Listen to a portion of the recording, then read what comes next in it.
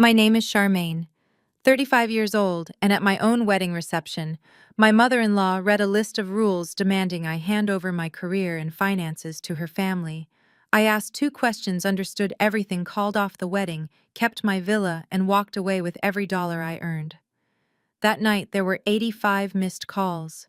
Before I continue this story, let me know where you are watching from in the comments below.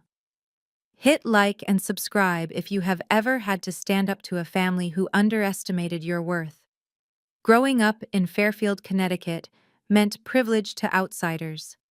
But inside our sprawling colonial home, emotional coldness permeated every corner. Our four-bedroom house with its manicured lawn and heated swimming pool was a fortress of expectations I could never quite meet. My childhood bedroom painted pale blue at my mother Elaine's insistence, despite my preference for green, became my sanctuary and my prison. From elementary school through high school, I maintained straight A's, joined honor societies, and pushed myself to the absolute limit just to earn a single word of praise. That praise never came. Instead, I learned early on that my worth to my family was entirely conditional. I took that deep-seated trauma and turned it into relentless professional fuel. By the time I turned 35, I was a highly sought-after software developer and a senior vice president of acquisitions at a major tech firm. I relocated to Atlanta, Georgia, leaving the coldness of Connecticut behind. I built my own empire, purchasing a custom-designed $2.5 million villa in the exclusive Buckhead neighborhood. I thought I had completely escaped the toxic dynamics of my youth. More importantly, I thought I had found a partner who celebrated my independence. His name was Jordan Banks. Jordan was the director of a local nonprofit organization. He was handsome, charismatic, and constantly preached about building a powerful legacy. I fell in love with his community spirit and his apparent devotion to family. I thought his traditional values meant he would protect me. I had no idea that his version of building an empire actually meant using my venture capital bonuses to fund his relatives. Our wedding reception was held at the luxurious St. Regis, Atlanta. I had spared absolutely no expense for this night, pouring my heart and soul into creating a flawless experience. Crystal chandeliers cast a warm golden glow over the 200 guests seated across the grand ballroom. The tables were draped in imported silk linens and adorned with towering centerpieces of white orchids, hydrangeas, and trailing ivy. Every single detail, from the custom monogram napkins to the 5-course gourmet dinner featuring filet mignon and lobster tail, was meticulously planned. And every single detail was entirely funded by me. I paid $150,000 in cash for this reception. The Banks family, despite boasting loudly about their prominent status in the community, contributed absolutely nothing to the wedding fund. Their only contribution was a generic store-bought fruit platter that Jordan's mother insisted on placing in the bridal suite, complaining that the catered appetizers were too fancy. I ignored the glaring disrespect at the time, foolishly believing that marrying Jordan meant blending our lives with grace and overlooking minor slights. The dinner plates were finally being cleared when Dolores Banks, my new mother-in-law, abruptly stood up from the main family table. Dolores was a 58-year-old woman who draped herself in church lady self-righteousness. Tonight, she wore an overly elaborate, heavily beaded silver gown that looked entirely too much like a bridal dress. She picked up a silver spoon and tapped it aggressively against her crystal champagne flute. The sharp, high-pitched clinking sound echoed through the massive ballroom, instantly silencing the low hum of conversation and the soft music playing in the background. The 200 guests turned their collective attention toward the dance floor and then toward the elevated sweetheart table where Jordan and I sat. I smiled warmly, leaning forward in my custom Vera Wang gown. I fully expected a traditional heartfelt toast welcoming me into their family fold. Instead, Dolores reached into her oversized designer clutch and pulled out a bright yellow laminated sheet of paper.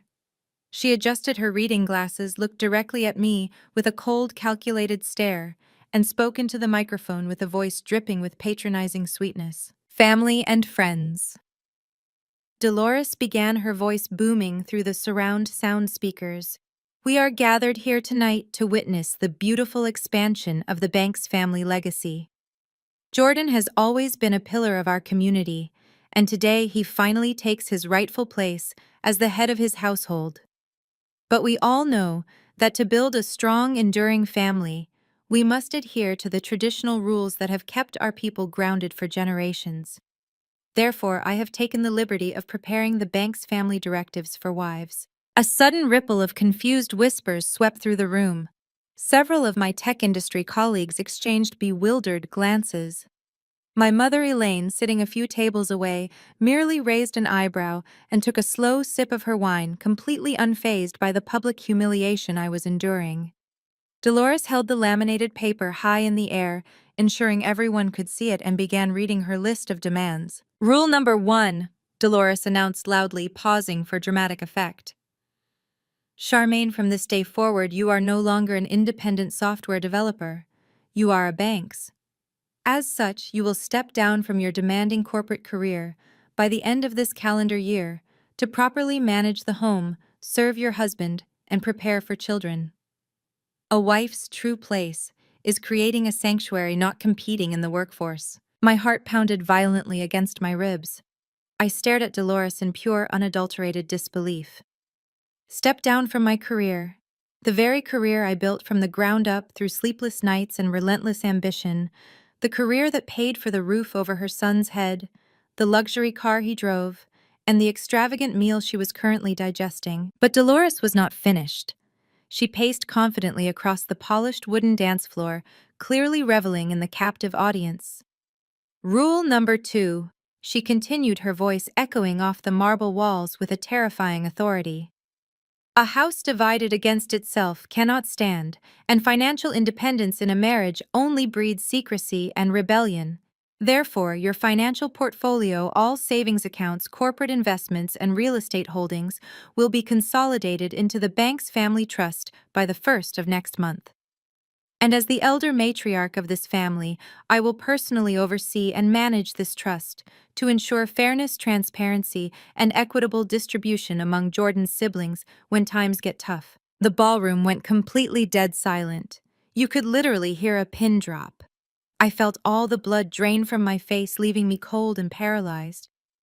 Did this woman really just announce to 200 of my closest friends, family members, and professional colleagues that I was expected to hand over my multi-million-dollar net worth to her? Did she genuinely believe she was entitled to the wealth I bled to accumulate? I turned my head slowly to look at Jordan, my new husband. I was desperately waiting for him to react. Surely he would jump out of his seat, storm down to the dance floor, take the microphone away from his delusional mother, and immediately shut down this insane, humiliating display of disrespect. I fully expected him to protect me. I expected him to laugh it off as some sort of terrible, inappropriate joke. Instead, Jordan took a slow, deliberate sip of his dark liquor. He simply leaned over in his chair, keeping his gaze firmly fixed on the ice cubes melting in his glass, and whispered to me under his breath, "Babe, just relax and let her finish talking. Do not make a massive scene in front of our pastor and all these church folks. We already discussed sharing our blessings when we got married. She just wants what is best for the long-term family legacy." In that exact horrifying fraction of a second, the thick veil of deception completely lifted from my eyes. The handsome, charming man sitting next to me was not a loving partner. He was a strategic parasite. And the smiling older woman standing on the dance floor with a laminated list of financial demands was not a welcoming mother-in-law. She was a calculated predator.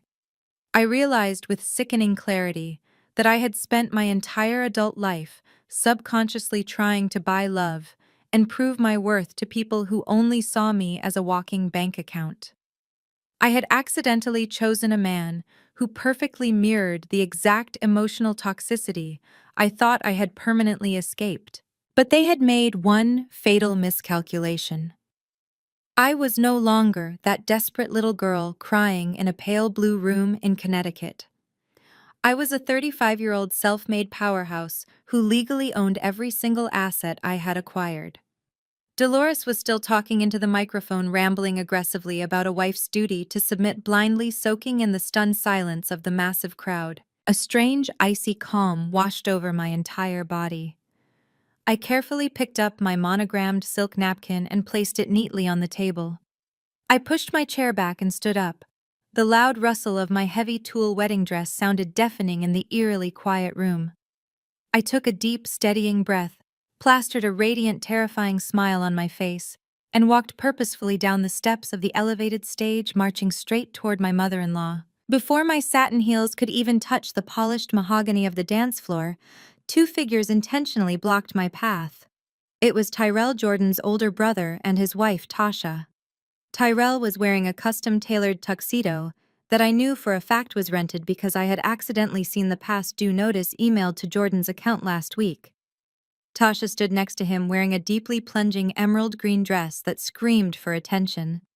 She held a glass of my expensive champagne, swirling it with an arrogant smirk plastered across her face. They moved with a synchronized predatory entitlement, effectively cutting me off from reaching Dolores and the microphone. The rest of the ballroom remained frozen in that suffocating silence, watching this family spectacle unfold like a slow-motion car crash. I could feel the collective gaze of 200 people burning into my back, waiting to see how the successful, independent bride would handle being publicly leashed by her new in-laws. "Well, it is about time someone finally said it out loud," Tasha announced. Her voice was not a whisper. She projected her words so the first 3 rows of guest tables could hear every single syllable. She took a slow, theatrical sip of her drink before looking me up and down with eyes full of deep-seated bitter jealousy. We were honestly getting tired of waiting for Jordan to step up and act like a real man. "A woman like you needs guidance, Charmaine. You have been running wild with all that corporate money for too long, completely neglecting family values. But do not worry, we are here to help you transition into your new role as a traditional submissive wife. In fact, Tyrell and I have already finalized our plans to help you adjust to this beautiful new chapter. We drove by your little Buckhead villa last Tuesday when you were out of town on that business trip to Chicago. Jordan led us inside to take a proper look around. We went ahead and picked out the master guest suite on the 2nd floor for our kids. The natural light in there is absolutely perfect for them." "Wait, what?" I stared at Tasha, my mind struggling to process the sheer magnitude of her audacity. Jordan had let them into my home while I was traveling for work, my private sanctuary, the house I paid for with my own blood, sweat, and tears, the property that possessed a state-of-the-art security system I thought only Jordan and I had access to. Tasha did not even pause to let me speak. "Oh, and do not worry about the guest bathroom on that floor," she continued, waving her manicured hand dismissively. "We are going to rip out those dark marble tiles. They are far too depressing and cold. We prefer a brighter aesthetic for our family. Since you will be staying home to cook, clean, and manage the household anyway, you will have plenty of time to oversee the contractors for us. We are moving our things in next Thursday, so make sure the closets are completely cleared out by then. Do not leave any of your old business suits in there, you will not be needing them anymore." Tyrell stepped forward, adjusting his rented bow tie with a smug expression. He looked at me with the unearned confidence of a man who had never successfully paid a utility bill on time. "And I am going to need you to completely empty out that home office of yours on the main floor," he dictated, pointing a thick finger at me as if I were his newly hired assistant. "Since my mother is taking over the family finances and you will not be working your little corporate job anymore, you do not need all that space. I need that room for my day trading setup. I have a massive crypto venture taking off and I need a quiet professional environment to monitor the markets. Your monitors and desk will work fine for now, so leave those plugged in. Just get all your personal files out of the drawers and wipe the hard drives clean by Monday." The sheer delusion radiating from Tyrell was almost physically suffocating. This was a 34-year-old man who currently drove a leased Maserati. He was 3 months behind on drowning in massive cryptocurrency debt and constantly begging Jordan for emergency loans to keep his internet running. And now he was standing in the middle of the St. Regis ballroom at a wedding reception I paid for, confidently explaining how he was going to commandeer my custom-built home office. They were not just trying to put me in my place, they were executing a hostile takeover of my entire life. They saw my hard-earned success not as something to be respected, but as a communal resource to be ruthlessly plundered. I stood there on the bottom step of the stage, the heavy tulle of my wedding gown, suddenly feeling like a restrictive straitjacket. My lungs burned as I took a slow, shallow breath. I looked past Tyrell and Tasha scanning the massive room. My tech industry colleagues from the venture capital firm were sitting at table 4, their mouths slightly open in profound shock. These were ruthless corporate negotiators who handled multi-million-dollar corporate mergers on a daily basis, and even they were stunned by the brazen daylight robbery happening right in front of them. My mother Elaine was still sitting at her table sipping her wine with a faint, recognizable look of quiet satisfaction on her face. She had always fiercely resented my independence, and seeing me being publicly broken down by my new in-laws probably felt like a personal victory to her. The horrifying reality of the situation crashed over me like an icy tidal wave. This was not a sudden misunderstanding. This was a meticulously coordinated ambush. Dolores reading the ridiculous rules on the microphone, Tasha boldly claiming my guest rooms, Tyrell, demanding my expensive office equipment. They had absolutely planned this. They had sat around a dinner table, probably eating expensive takeout paid for by Jordan, using my corporate credit card, and divided up my assets like spoils of war. They strategically waited until the wedding reception, assuming the immense public pressure and the judging eyes of their church congregation would force me into quiet submission. They calculated that I would be far too embarrassed to cause a massive scene in front of 200 people in a luxury hotel. They genuinely thought my deep unspoken desire to finally be loved and accepted by a family would override my basic self-respect. I refused to let them see me panic.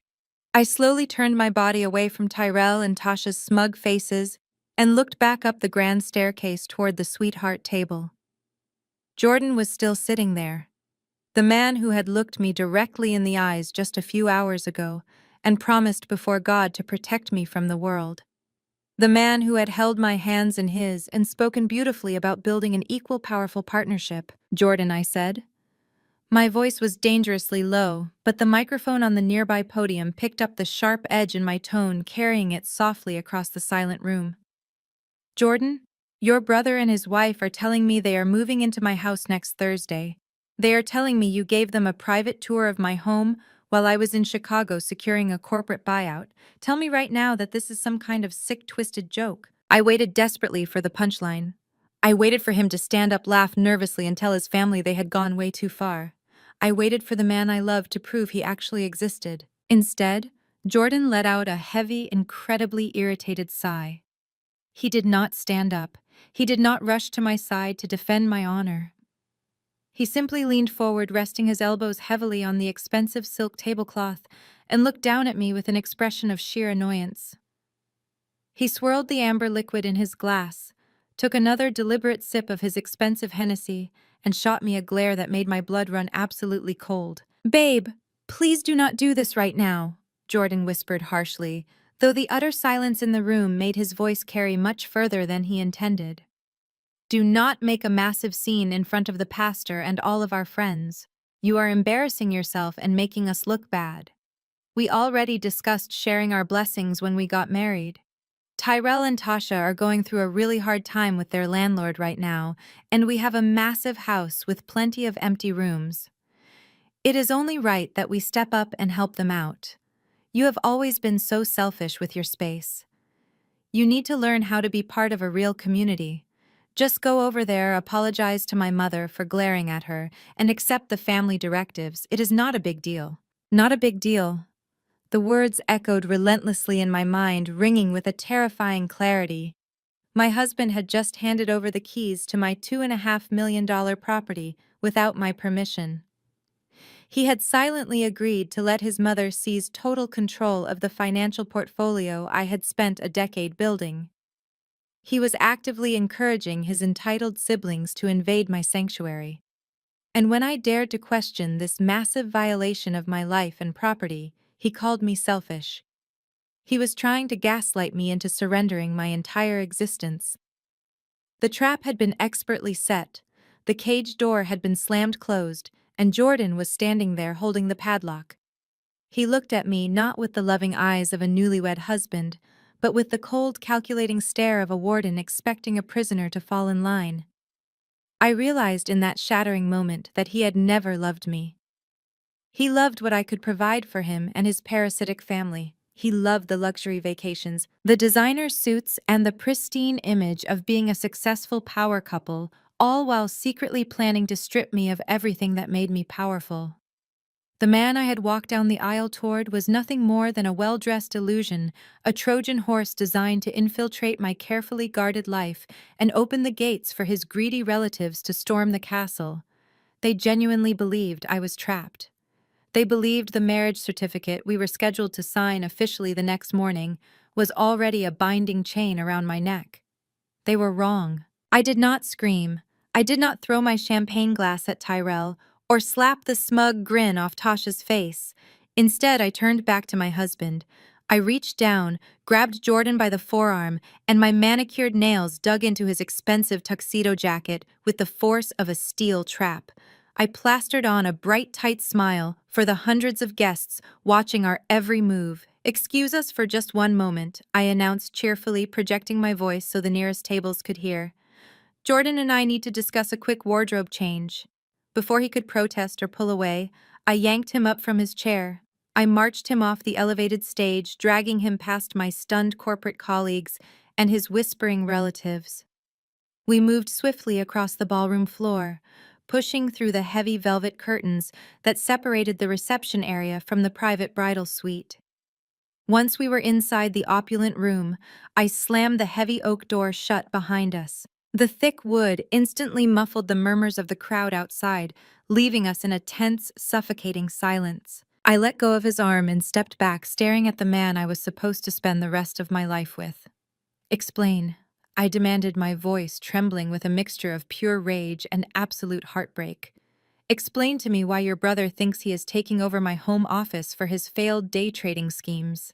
Explain to me why your sister-in-law believes she is moving her children into my guest bedrooms next Thursday. Explain to me why your mother is currently standing on a stage with a laminated piece of paper, demanding I quit my job and surrender my life savings to her control." Jordan did not look apologetic. He did not look ashamed. He walked casually over to the small minibar in the corner of the bridal suite, picked up a crystal decanter, and poured himself another glass of bourbon. He took his time, deliberately ignoring my questions to assert his dominance in the room. When he finally turned to face me, his expression was a mask of cold condescension. "Charmaine, you are being completely hysterical right now," Jordan said, rolling his eyes as if I were a toddler throwing a tantrum over a broken toy. "You need to lower your voice and calm down before someone hears you. You are completely overreacting to a beautiful family tradition. My mother is simply trying to welcome you into the fold and give you the guidance you desperately need." Guidance. I repeated the word, tasting like acid on my tongue. She just ordered me to quit my career as a senior vice president. She just demanded my corporate investments. Tasha just told me she is tearing up my imported marble floors. That is not guidance, Jordan. That is a hostile takeover of my entire existence. Jordan sighed heavily, leaning against the minibar and crossing his ankles. "This is exactly what I mean about your attitude." He lectured, his tone dripping with patronizing authority. "You have this massive chip on your shoulder because of how you grew up in Connecticut. You are so fiercely independent that you have become entirely selfish. Marriage is about sacrifice, Charmaine. It is about submission. It is about blending our lives. Tyrell and Tasha are going through a brutal eviction right now. They have nowhere else to go. We have a massive $2.5 million villa with empty rooms just collecting dust. Are we really going to let my own flesh and blood sleep on the street when you have thousands of square feet of unused space?" I stared at him, my mind spinning as I realized the depths of his manipulation. "I am not responsible for Tyrell leasing a luxury car he cannot afford," I fired back, stepping closer to him. "And I am certainly not responsible for his massive cryptocurrency debts. I worked 80-hour weeks for 10 straight years to buy that house. I missed holidays, I sacrificed relationships, and I built my wealth from the ground up.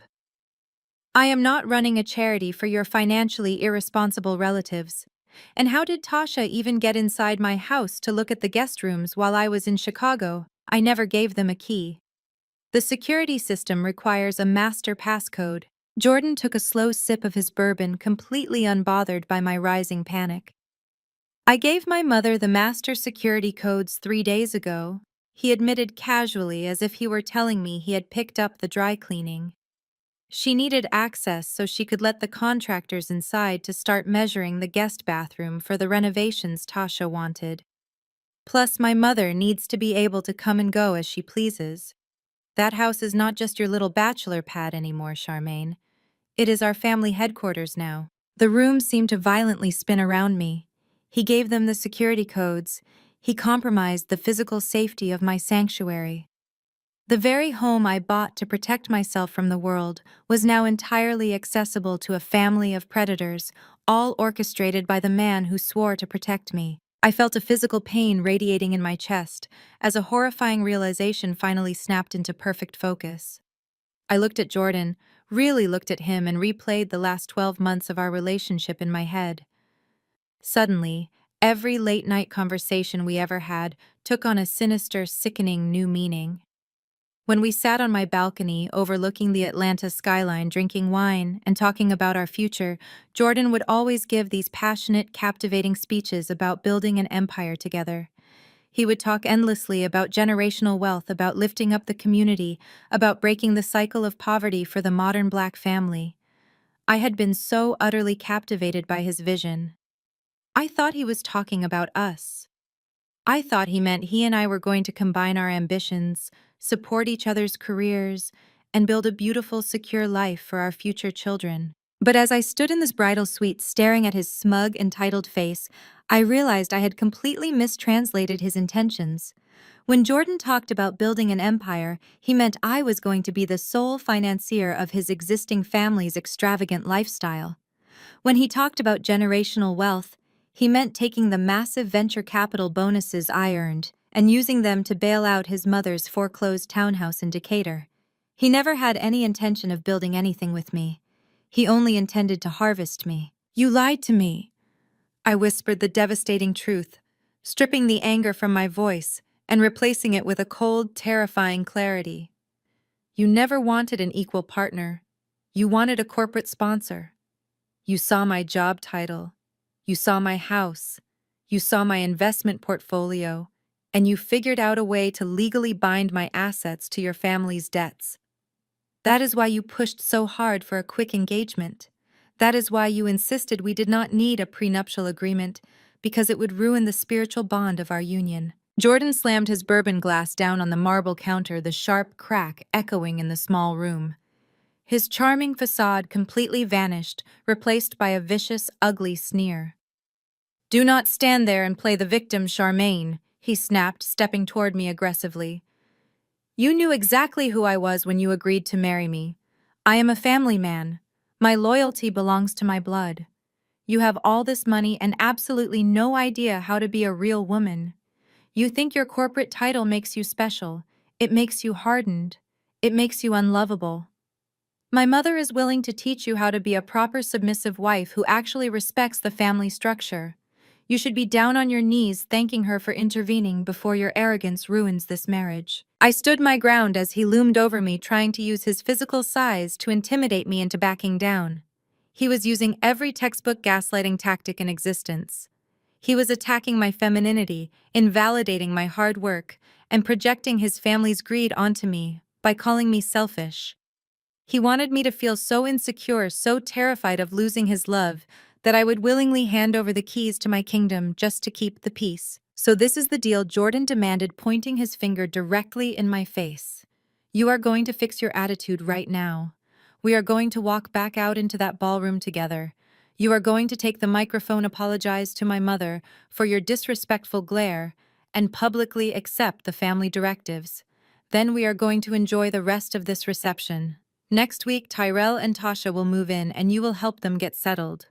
If you cannot do that, if you cannot submit to my leadership and respect my family, then I do not know how we are going to make this marriage work." He delivered the ultimatum with total confidence, fully believing he held all the power.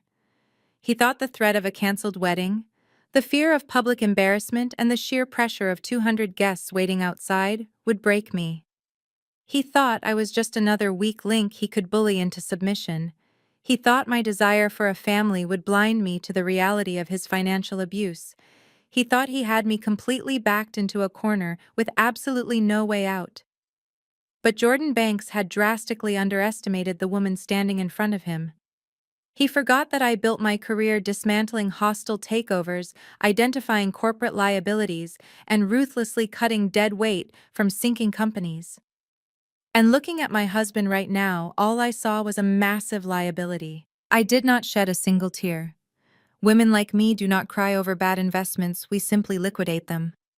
I looked at Jordan one last time, taking in the sight of the man I almost allowed to completely ruin my life. He was still standing casually by the minibar, his chest puffed out with arrogant pride, fully expecting me to break down, submit, and apologize for challenging his authority. Instead, I slowly reached up and adjusted the diamond necklace resting against my collarbone. I smoothed down the heavy silk skirt of my custom Vera Wang gown, ensuring every fold fell perfectly into place. I rolled my shoulders back, lifting my chin to the exact angle I used when entering a hostile boardroom to announce a massive corporate restructuring. I did not say another word to him. I simply turned on my satin heel, grasped the brass handle of the heavy oak door, and pulled it open without looking back. I stepped out of the private bridal suite and walked back into the main reception hall. The atmosphere in the massive St. Regis ballroom had shifted drastically since I left. The low, tense hum of hundreds of guests whispering to one another filled the air. The string quartet had resumed playing softly in the corner, trying their absolute best to mask the awkward tension that had settled over the room like a thick, suffocating fog.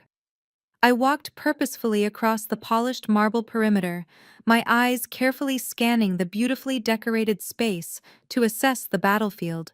At the main family table, Dolores was holding court, as if she had just conquered a small nation. She was laughing loudly, leaning over to clink her champagne glass with her sister Auntie Brenda. Dolores looked incredibly smug, radiating the toxic satisfaction of a woman who genuinely believed she had just publicly humbled a younger, more successful rival.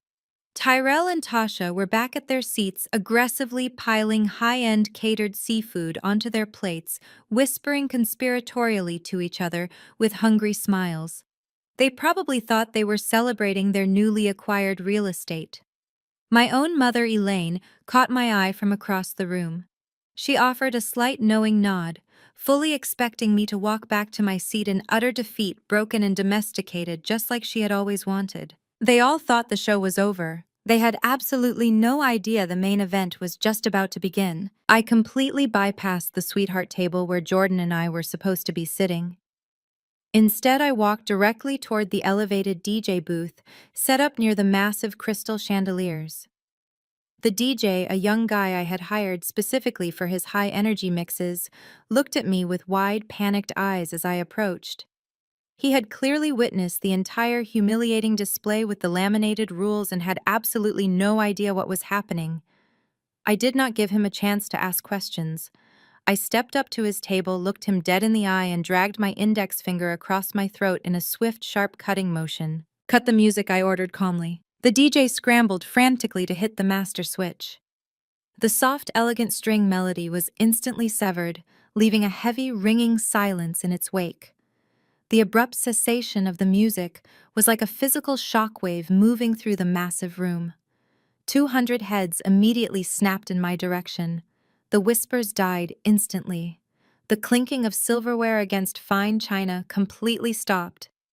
The entire St. Regis ballroom held its collective breath, waiting to see what the humiliated bride was going to do next. I walked slowly and deliberately to the center of the dance floor. The bright spotlight overhead caught the intricate beadwork of my gown, making it shimmer brilliantly with every calculated step I took. I reached out and took the heavy silver microphone from the floor stand.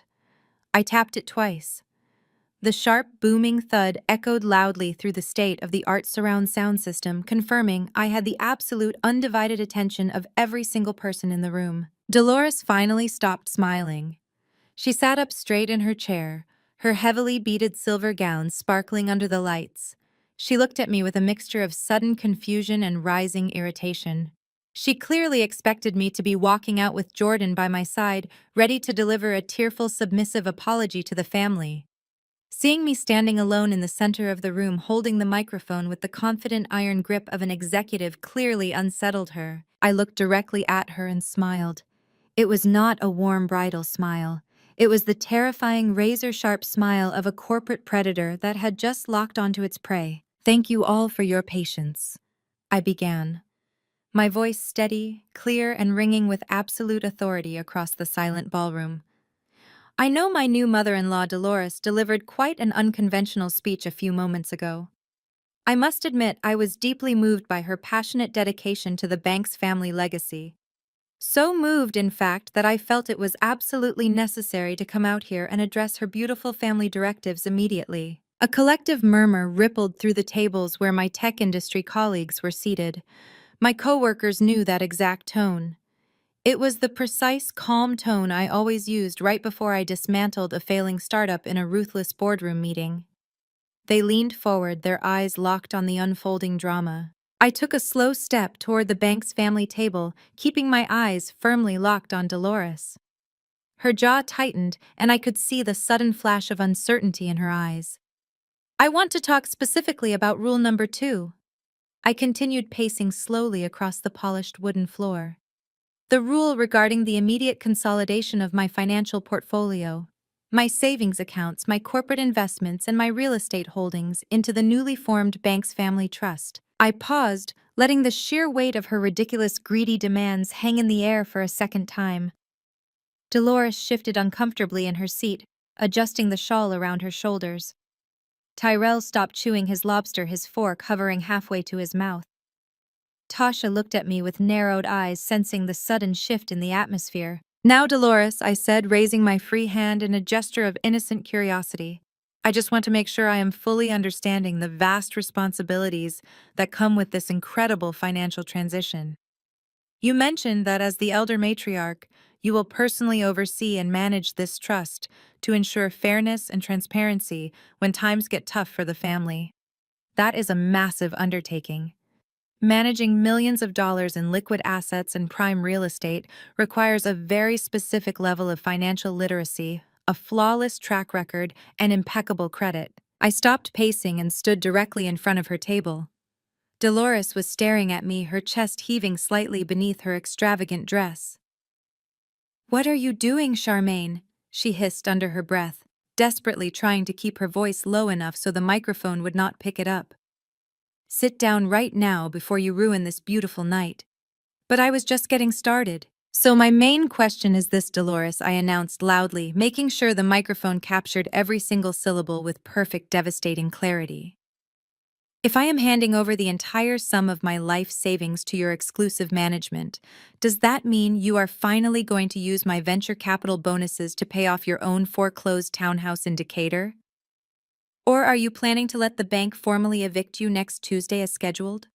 The reaction was instantaneous and explosive. A massive collective gasp erupted from the 200 guests. It was a sound of pure, unadulterated shock. Several people actually dropped their heavy silver forks onto their plates with a loud clatter. Auntie Brenda knocked over her crystal champagne flute, sending golden liquid spilling rapidly across the white silk tablecloth. My mother Elaine sat completely frozen, her wine glass suspended halfway to her mouth, her eyes wide with absolute disbelief. The perfectly crafted illusion of the wealthy, prominent Banks family had just been violently shattered into a million irreparable pieces in front of their entire church congregation. Dolores turned an alarming shade of gray. The smug, arrogant expression melted off her face, instantly replaced by a look of sheer, paralyzing horror. Her mouth opened and closed silently, like a fish gasping for air on dry land. She looked frantically around the room, realizing that every single person she had spent years trying to impress had just heard her deepest, darkest financial secret broadcasted over a microphone. Yes, I continued loudly, projecting my voice over the rising tide of shocked whispers, driving the final nail into the coffin of her pristine reputation. I received the public property records during a standard background check I run on all major investments. It appears the bank has been trying to collect on your defaulted mortgage for over 14 months. So before I transfer my $2.5 million asset portfolio into the bank's family trust, I just need a little clarification on whether my hard-earned money is going to fund your retirement, or if it is just going to bail you out of total bankruptcy. The silence that followed was heavy, suffocating, and absolutely magnificent. I stood there in my custom wedding dress, holding the microphone tightly in my hand, entirely in control of the destruction I had just unleashed. I was not the naive girl seeking approval anymore. I was the architect of their absolute ruin, and I was going to tear down their fake empire brick by brick. Dolores's face transformed from a sickly gray to a deep, violently mottled shade of purple. The veins in her neck bulged visibly against her heavy silver necklace as she struggled to form a single coherent sentence. She looked like a woman who had just stepped on a landmine that she herself had planted. For years, she had paraded around our church community and the greater Atlanta area as a matriarch of immense wealth and profound wisdom. She had judged other women for their financial struggles, preaching from her high horse about the undeniable power of the bank's family legacy. Now her most closely guarded secret, the terrifying reality of her impending eviction, was hanging heavily in the air of a luxury ballroom exposed by the very woman she had just tried to humiliate. The suffocating silence of the room was suddenly broken by the sound of a chair violently scraping against the marble floor. Tyrell shot up from his seat, slamming both of his hands down on the table with such excessive force that his crystal water glass tipped over, spilling ice and water across the pristine white silk tablecloth.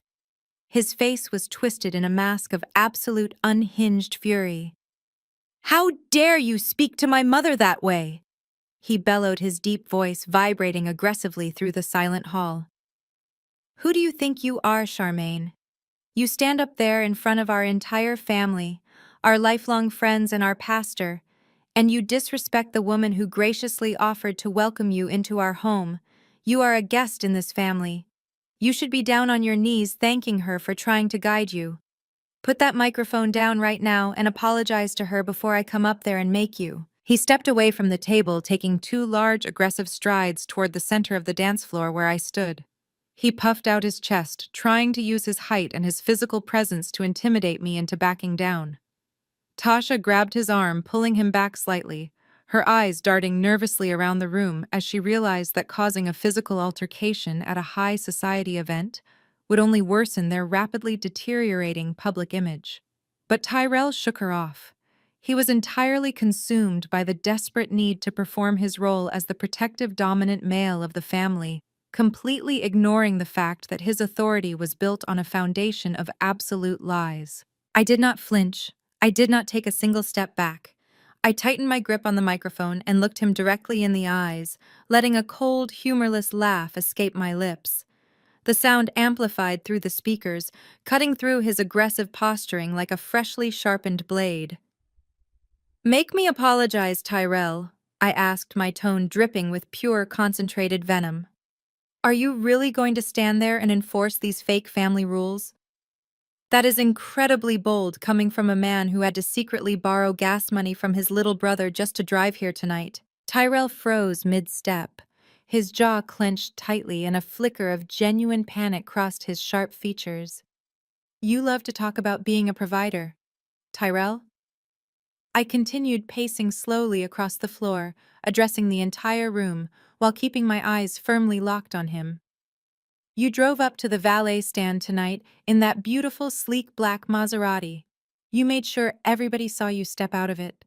Tasha made sure to loudly tell my mother about your incredible success in the cryptocurrency market during the cocktail hour. But you conveniently forgot to mention that the luxury car is leased, and you are currently 3 months behind on the payments. In fact, the dealership sent a final repossession warning to Jordan's email address last Thursday because you desperately used him as a financial guarantor without telling me. Tasha let out a sharp, involuntary gasp, slapping her hand over her mouth as the surrounding guests began to murmur loudly. Tyrell's face instantly drained of color, his aggressive posture collapsing as if I had physically struck him. "Shut up!" he hissed, his voice dropping an octave as he looked frantically around at the judging faces of his wealthy relatives. "You do not know what you are talking about. You are making things up." But I was not going to stop. "I am a senior vice president of acquisitions, Tyrell." I reminded him, my voice echoing with absolute, unwavering authority. "My entire career is based on identifying fraudulent assets, auditing failing companies, and exposing terrible investments.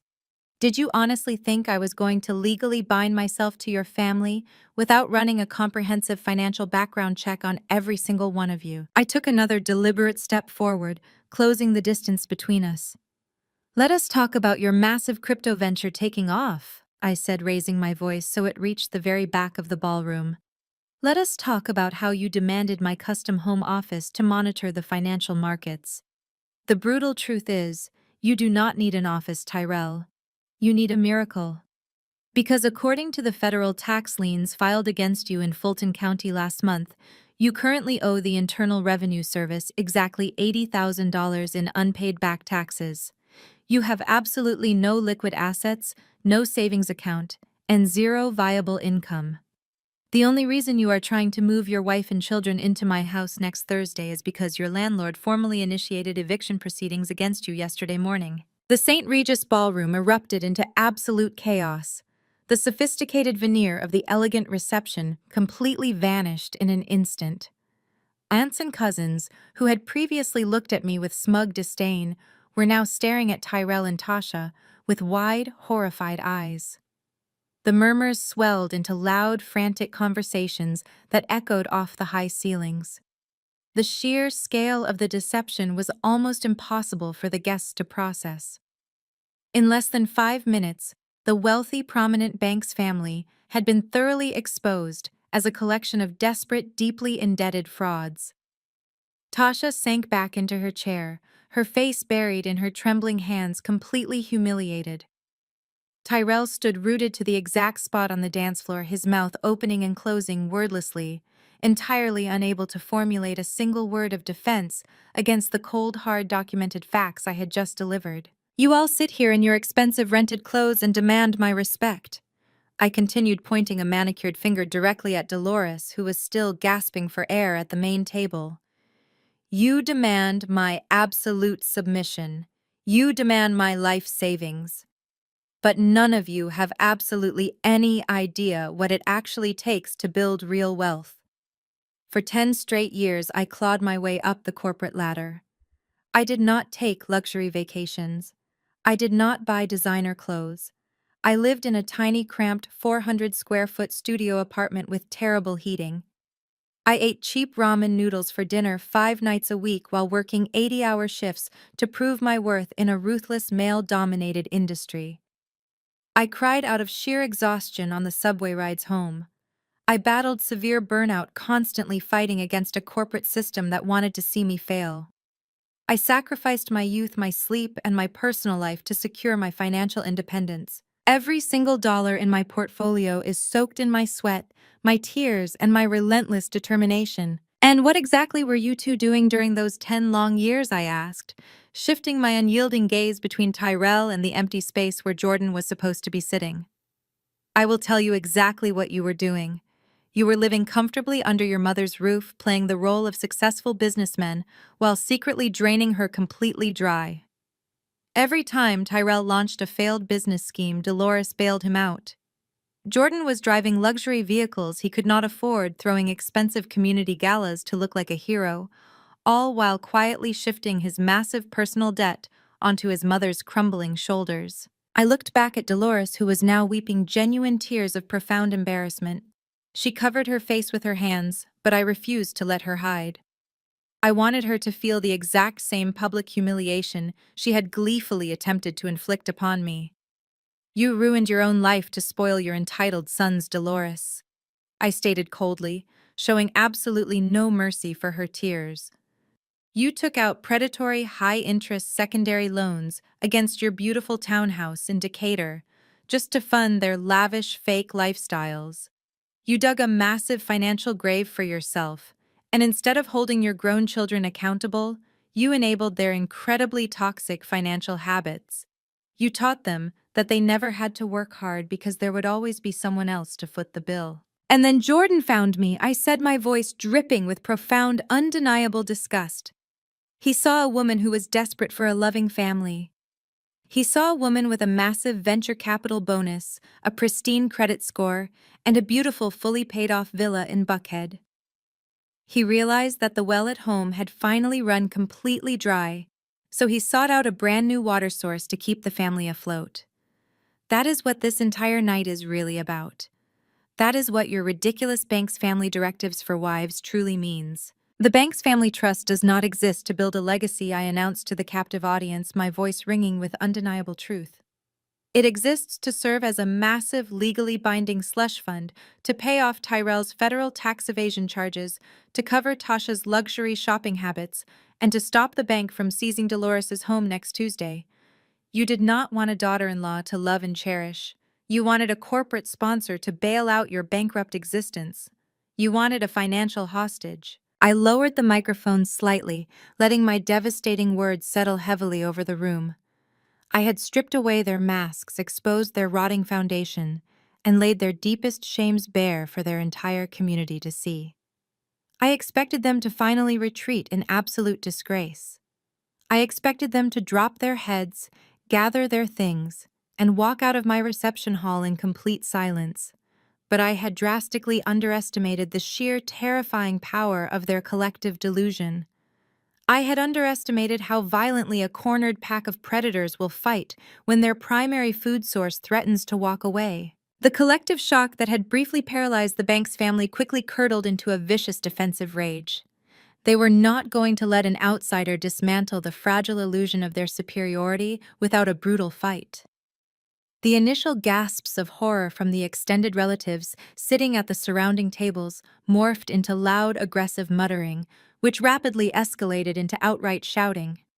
Chairs scraped harshly against the marble floor as several older aunts and male cousins pushed themselves up their faces, contorted in furious indignation. They were operating on a deeply ingrained pack mentality, aggressively circling the wagons to protect their matriarch, completely ignoring the blatant financial fraud I had just exposed. Auntie Brenda, a formidable woman wearing a violently bright yellow dress and a hat that defied gravity, was the first to openly launch a counterattack. She marched aggressively past my stunned corporate colleagues, pointing a thick, heavily ringed finger directly at me. "You ought to be ashamed of yourself, Charmaine," she bellowed, her voice easily, projecting over the rising chaos in the ballroom. "You stand up there in your expensive white dress, acting like you are better than everybody else just because you have a fancy job title. You are supposed to lift your husband up. A real black woman holds her man's family down when they are struggling. She does not stand on a stage and humiliate her elders in front of the entire congregation. You are completely out of line, little girl." A chorus of loud agreements and aggressive amens erupted from the other Banks relatives. A tall, broad-shouldered cousin named Marcus, whom I had only met briefly at the rehearsal dinner, pushed his way to the front of the growing crowd. He glared at me with absolute contempt, crossing his massive arms over his chest. "That is exactly right," he shouted, his deep voice adding a threatening layer to the escalating confrontation. "You come into this family flashing your corporate money trying to buy our respect, and then you disrespect Aunt Dolores like this. That money means absolutely nothing if you do not have respect for the culture and the family structure. You need to put that microphone down. Get off that dance floor and apologize to her right now before things get seriously ugly." The sheer audacity of their demands was almost comical, but the physical threat they were rapidly presenting was very real. About 15 members of the bank's extended family had abandoned their tables and were actively moving toward the center of the room. They were not just yelling anymore, they were physically surrounding the area where I stood near the sweetheart table. They formed a tight, aggressive semicircle, effectively cutting off my path to the main exit. They were using their numbers and their volume to intimidate me, trying to bully me into immediate submission. They genuinely believed that if they yelled loud enough, if they invoked the sacred concepts of family loyalty and cultural tradition, I would simply fold under the immense pressure and surrender to their demands. My own mother, Elaine, finally stood up from her table. For a fleeting second, a tiny, foolish part of me hoped she might actually step forward to defend her daughter from an angry mob. Instead, she smoothed down her elegant navy dress, picked up her designer clutch, and looked at me with an expression of profound disappointment. "I told you this independence of yours would eventually ruin you, Charmaine," she called out coldly, ensuring her voice carried over the din. "You have successfully embarrassed everyone in this room tonight. I am not going to sit here and watch you destroy your own wedding with your unbearable arrogance." She turned her back on me and calmly walked toward the exit, completely abandoning me to face the hostile crowd alone. Her departure seemed to embolden the Banks family even further, signaling to them that I was completely isolated and unprotected. The shouting grew louder, a chaotic mix of demands, insults, and aggressive posturing. "Hand over the microphone," Tasha shrieked from behind the safety of Tyrell's broad back. "You have done enough damage for one night. Just admit you are a selfish, money-hungry corporate drone and apologize." Through the deafening noise and the sea of angry faces, my eyes locked onto the one person who had the power to stop this entire nightmare. Jordan, my husband. The man who had promised to stand by my side against the world. He was still sitting at the sweetheart table, safely elevated above the angry crowd on the dance floor. He had watched his mother try to steal my assets. He had watched his brother try to commandeer my home. He had watched his entire extended family physically surround me, screaming insults and threatening me. And he had done absolutely nothing. Finally, Jordan placed his empty glass of Hennessy down on the table. He stood up slowly, deliberately, buttoning his suit jacket. The crowd of his relatives parted slightly, granting him a clear path as he walked down the steps toward me. A sudden tense hush fell over the ballroom. Even Auntie Brenda stopped yelling, stepping back to let the supposed head of the household handle his unruly bride. Everyone waited with bated breath, expecting him to deliver the final crushing blow that would force me to my knees. Jordan stopped a few feet away from me. He looked at the angry faces of his family members, then looked directly into my eyes. His expression was not one of a protective partner. It was the cold, detached look of an irritated manager dealing with an insubordinate employee who was disrupting a very important presentation. He did not ask if I was okay. He did not acknowledge the blatant financial ambush his mother had just attempted. He simply crossed his arms and delivered his final ultimatum. "I told you to stop making a scene," Charmaine Jordan said, his voice deadly quiet, but carrying a terrifying edge of absolute authority. "You have completely embarrassed my mother, you have disrespected my brother, and you have insulted this entire family. I am not going to stand here and let you ruin our reputation because you are too arrogant to understand the meaning of sacrifice. So this is what is going to happen right now.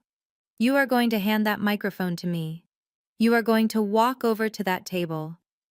And you are going to apologize to my mother in front of every single person in this room." I stared at him, my grip tightening on the heavy metal of the microphone until my knuckles turned completely white. "You want me to apologize to the woman who just tried to steal my life savings to pay off her own defaulted mortgage?" I asked, my voice dangerously calm, vibrating with a suppressed fury that I could barely contain. "You want me to apologize to the brother who is trying to move his family into my home because he is being evicted for massive tax fraud?" "Yes," Jordan snapped instantly, entirely dismissing the devastating facts I had just laid out. "Because they are my family. Because you are my wife, and your duty is to support us, not to audit us like we are one of your failing tech companies. We are a team now, Charmaine. What is yours is ours. If you cannot accept that, if you cannot humble yourself and apologize right now, then I am walking out those doors, and this marriage is completely over before it even begins." He threw down the gauntlet, fully expecting me to crumble. He thought the ultimate threat of abandonment, The fear of being left at the altar in front of 200 people would be the final lever he needed to break my spirit. He was banking on the deep, unspoken desperation I had carried since childhood, the desperate need to be chosen and loved to override my logic and self-preservation. He thought I would rather be a financial hostage than be alone. The extended family murmured in loud agreement, nodding approvingly at his strong, masculine display of dominance. They were all waiting for me to break. They were waiting for the successful, independent woman to finally bow her head hand over her hard-earned wealth and accept her assigned place at the bottom of their toxic hierarchy. I stared at Jordan, letting the heavy, suffocating silence of his ultimate threat wash over me. He stood there with his chest puffed out, an arrogant scowl plastered across his handsome face, genuinely believing he had just delivered the winning blow. He thought the prospect of him walking out of the St. Regis ballroom, leaving me at the altar in front of my corporate colleagues and his judging family, would shatter my resolve. He thought I was terrified of being abandoned. He thought I was desperate. For a long, agonizing moment, I did absolutely nothing. I just looked at him, studying the man I had almost tethered my entire life and fortune to. And then a sound bubbled up from deep within my chest. It started as a soft chuckle escaping my lips before I could even try to stop it. The chuckle quickly grew, echoing through the quiet microphone I still held in my hand, until it evolved into a full, genuine, echoing laugh. It was not a hysterical laugh. It was the rich, deeply satisfied laugh of a woman who had just watched a child try to threaten her with a plastic toy sword. The sound of my laughter completely shattered Jordan's carefully constructed alpha male facade. His arrogant scowl faltered, replaced by a flash of deep, unsettling confusion. His extended family, who had just been aggressively cheering him on, suddenly fell completely silent again, exchanging uncertain glances. They had expected me to cry. They had expected me to beg. They had absolutely no idea how to process a woman laughing directly in the face of their supposedly powerful patriarch. "Walk out," I asked, my voice ringing with pure, unadulterated amusement as I shook my head in disbelief. I took a slow, deliberate step toward him, closing the distance until I could see the nervous twitch in his jaw. "You are going to walk out, Jordan." That is a brilliantly dramatic exit strategy, but I have to ask a very practical question. How exactly do you plan on getting home, because you certainly do not have a car to drive away in? Jordan's face hardened instantly, his eyes narrowing into furious slits. "What are you talking about, Charmaine?" he snapped, trying to maintain his authoritative tone but failing to hide the slight tremor of panic in his voice. "I drove here in the G-Wagon. The valet has the keys right outside. Do not try to play crazy with me just because you are losing this argument." I smiled, the kind of smile that made grown men in corporate boardrooms sweat. "Oh, I know you drove the Mercedes G-Wagon here tonight," I replied smoothly, projecting every single word over the state-of-the-art sound system. "It is a beautiful vehicle, matte black custom interior, absolutely top of the line. You have spent the last 6 months driving it all over Atlanta, showing it off to your nonprofit board members, and letting Tyrell borrow it to look rich. You love telling everyone that it is a symbol of the massive success you have built. But you and I both know the brutal, humiliating truth about that car, Jordan." I turned my body slightly so I could address both him and his stunned family members, ensuring everyone had a front row seat to his absolute destruction. "That car does not belong to you," I announced, clearly my voice slicing through the tension like a scalpel.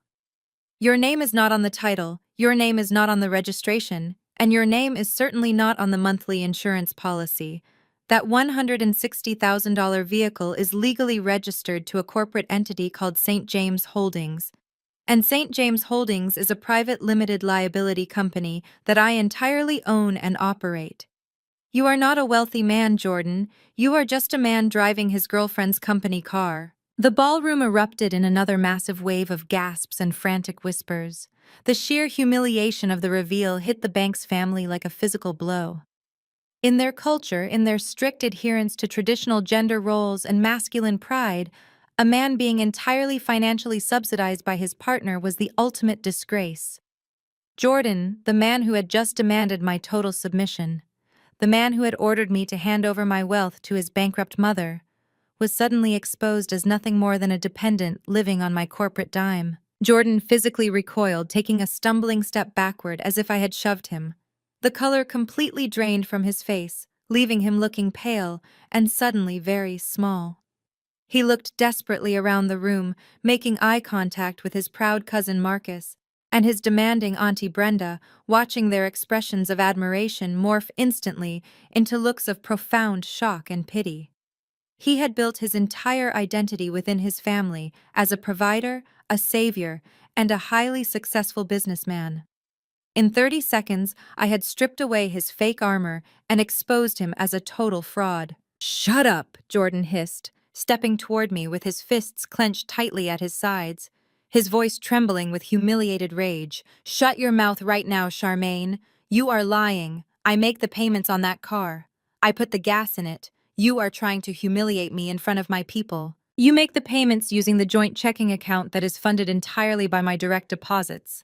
I corrected him coldly, completely unfazed by his anger. "I transferred the funds, Jordan. I paid the down payment. I hold the title in my safe. And since you just threatened to walk out on this relationship, I am officially revoking your access to company property. The valet has already been instructed to hand the keys over to my hired security team. So if you are planning to make a dramatic exit tonight, I highly suggest you open up your phone and call an Uber. But make sure you use your own credit card because I disabled your personal access to my accounts 10 minutes ago while we were standing in the bridal suite." Jordan stood absolutely frozen, his mouth hanging open, his carefully crafted world completely disintegrating around him. He had absolutely no leverage left. He had no money, no car, and no authority. The family that had been aggressively backing him up just moments ago was now staring at him in stunned silence, realizing that their golden child was completely broke. But the delusion in the Banks family ran incredibly deep. Before Jordan could even attempt to formulate a pathetic response, a shrill, desperate voice cut through the heavy atmosphere of the room. It was Tasha. She pushed her way past Tyrell, stepping aggressively out of the crowd and pointing a shaking finger directly at my face. "You are a vicious, evil woman," Tasha screamed, her face flushed with a mixture of profound embarrassment and furious entitlement. "You think you are so smart, exposing everybody's finances and taking back a stupid car. You think you can just embarrass us and leave us with nothing? Fine. Take your little company car. We do not care about the Mercedes. Because you still have the villa." She took a step closer to me, her eyes wide with a manic, desperate kind of greed. She was completely ignoring the reality of the situation, clinging frantically to the one asset she thought she had already secured. "Jordan gave us the security codes," she shouted, making sure the entire room heard her claim. "He is your husband. What is yours is his. And he promised us that house. We are packing up our apartment this weekend, and we are moving our kids into those guest rooms next Thursday, whether you like it or not. You cannot legally keep us out of our own family headquarters. You have to share your blessings." I slowly turned my head away from Jordan and locked my gaze onto Tasha. The sheer, unadulterated entitlement radiating from her was almost fascinating to witness.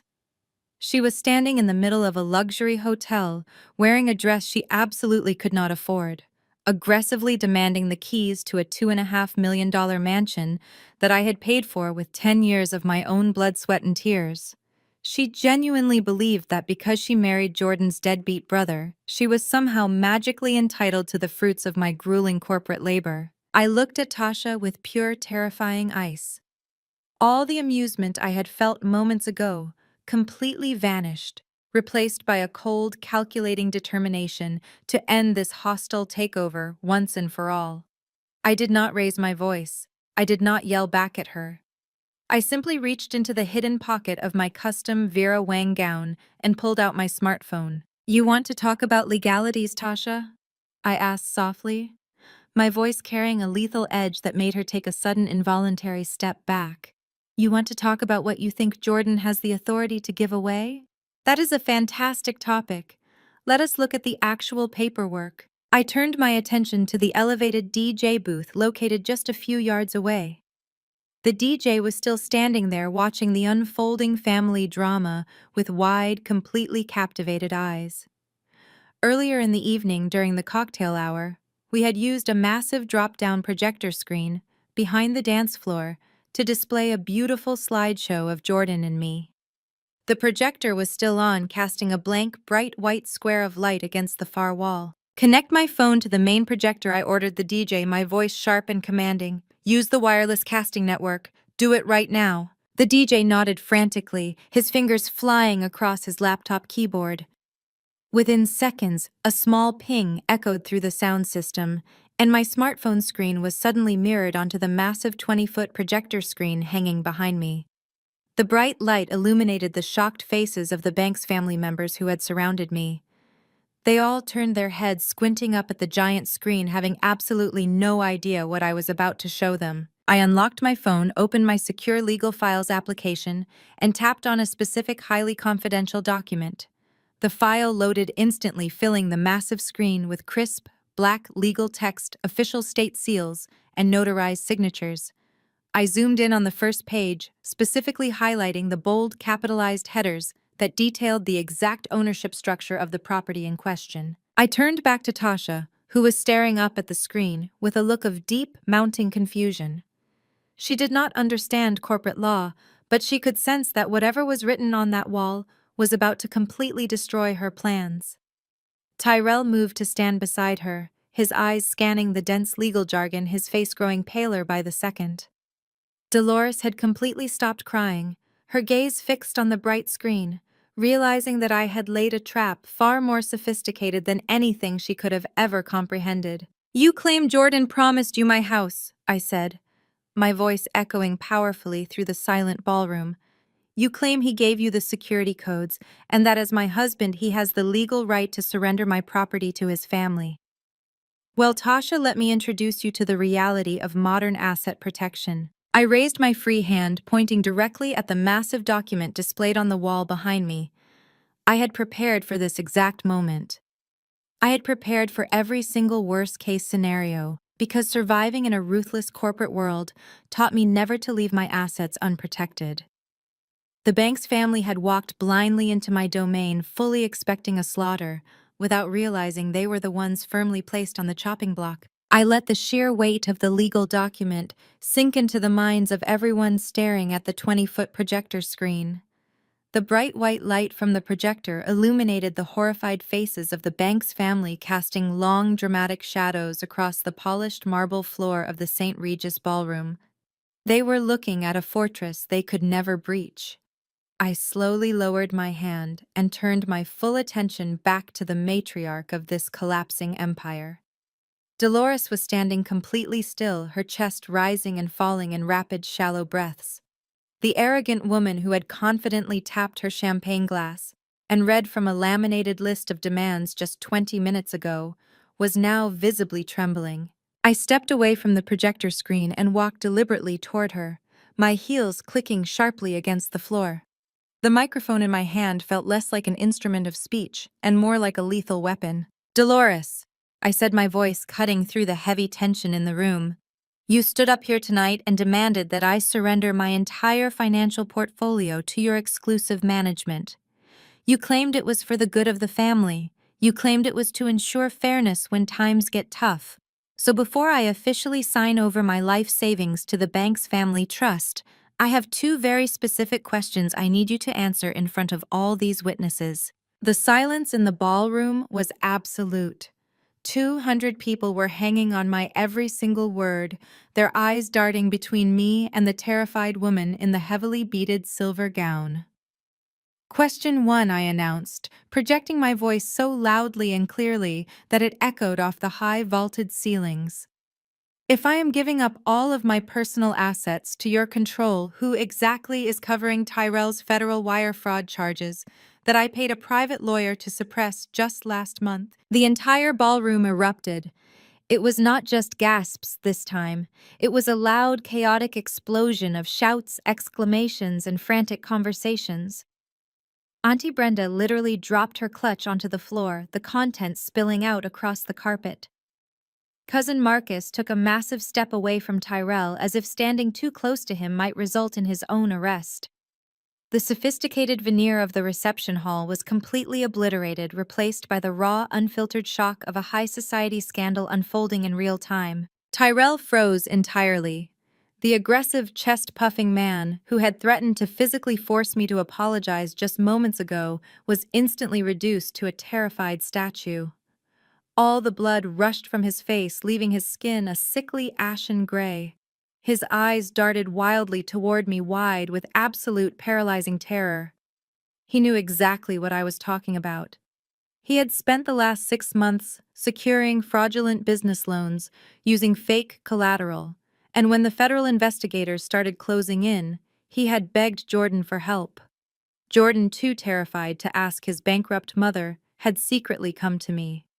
And I had quietly paid an incredibly expensive legal team to handle the situation, simply because I did not want my wedding day ruined by an FBI raid.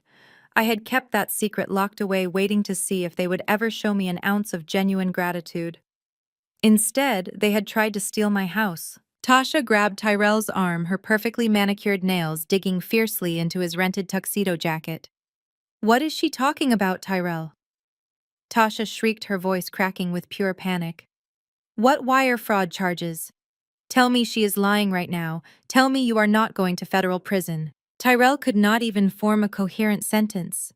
He just stood there, his mouth opening and closing silently, completely paralyzed by the exposure of his massive criminal liability. Dolores brought both of her hands up to her face, a low, guttural moan escaping her lips, as she realized her eldest son was not just broke, but facing severe federal prosecution. The family trust she was trying to force me to create was never meant to build a legacy. It was meant to be a massive legal slush fund to keep her golden child out of a federal penitentiary. I did not give them a single moment to recover from the devastating blow. I immediately pivoted, turning my back on Tyrell's complete meltdown, and locked my eyes directly onto my newly exposed husband. Jordan was leaning heavily against the sweetheart table, his knuckles white as he gripped the edge of the expensive silk tablecloth. He looked like a man who had just watched his entire world burn to the ground, but I was about to drop the final match. "Question 2. I said, my voice dropping to a colder, more dangerous register that commanded instant silence from the chaotic crowd.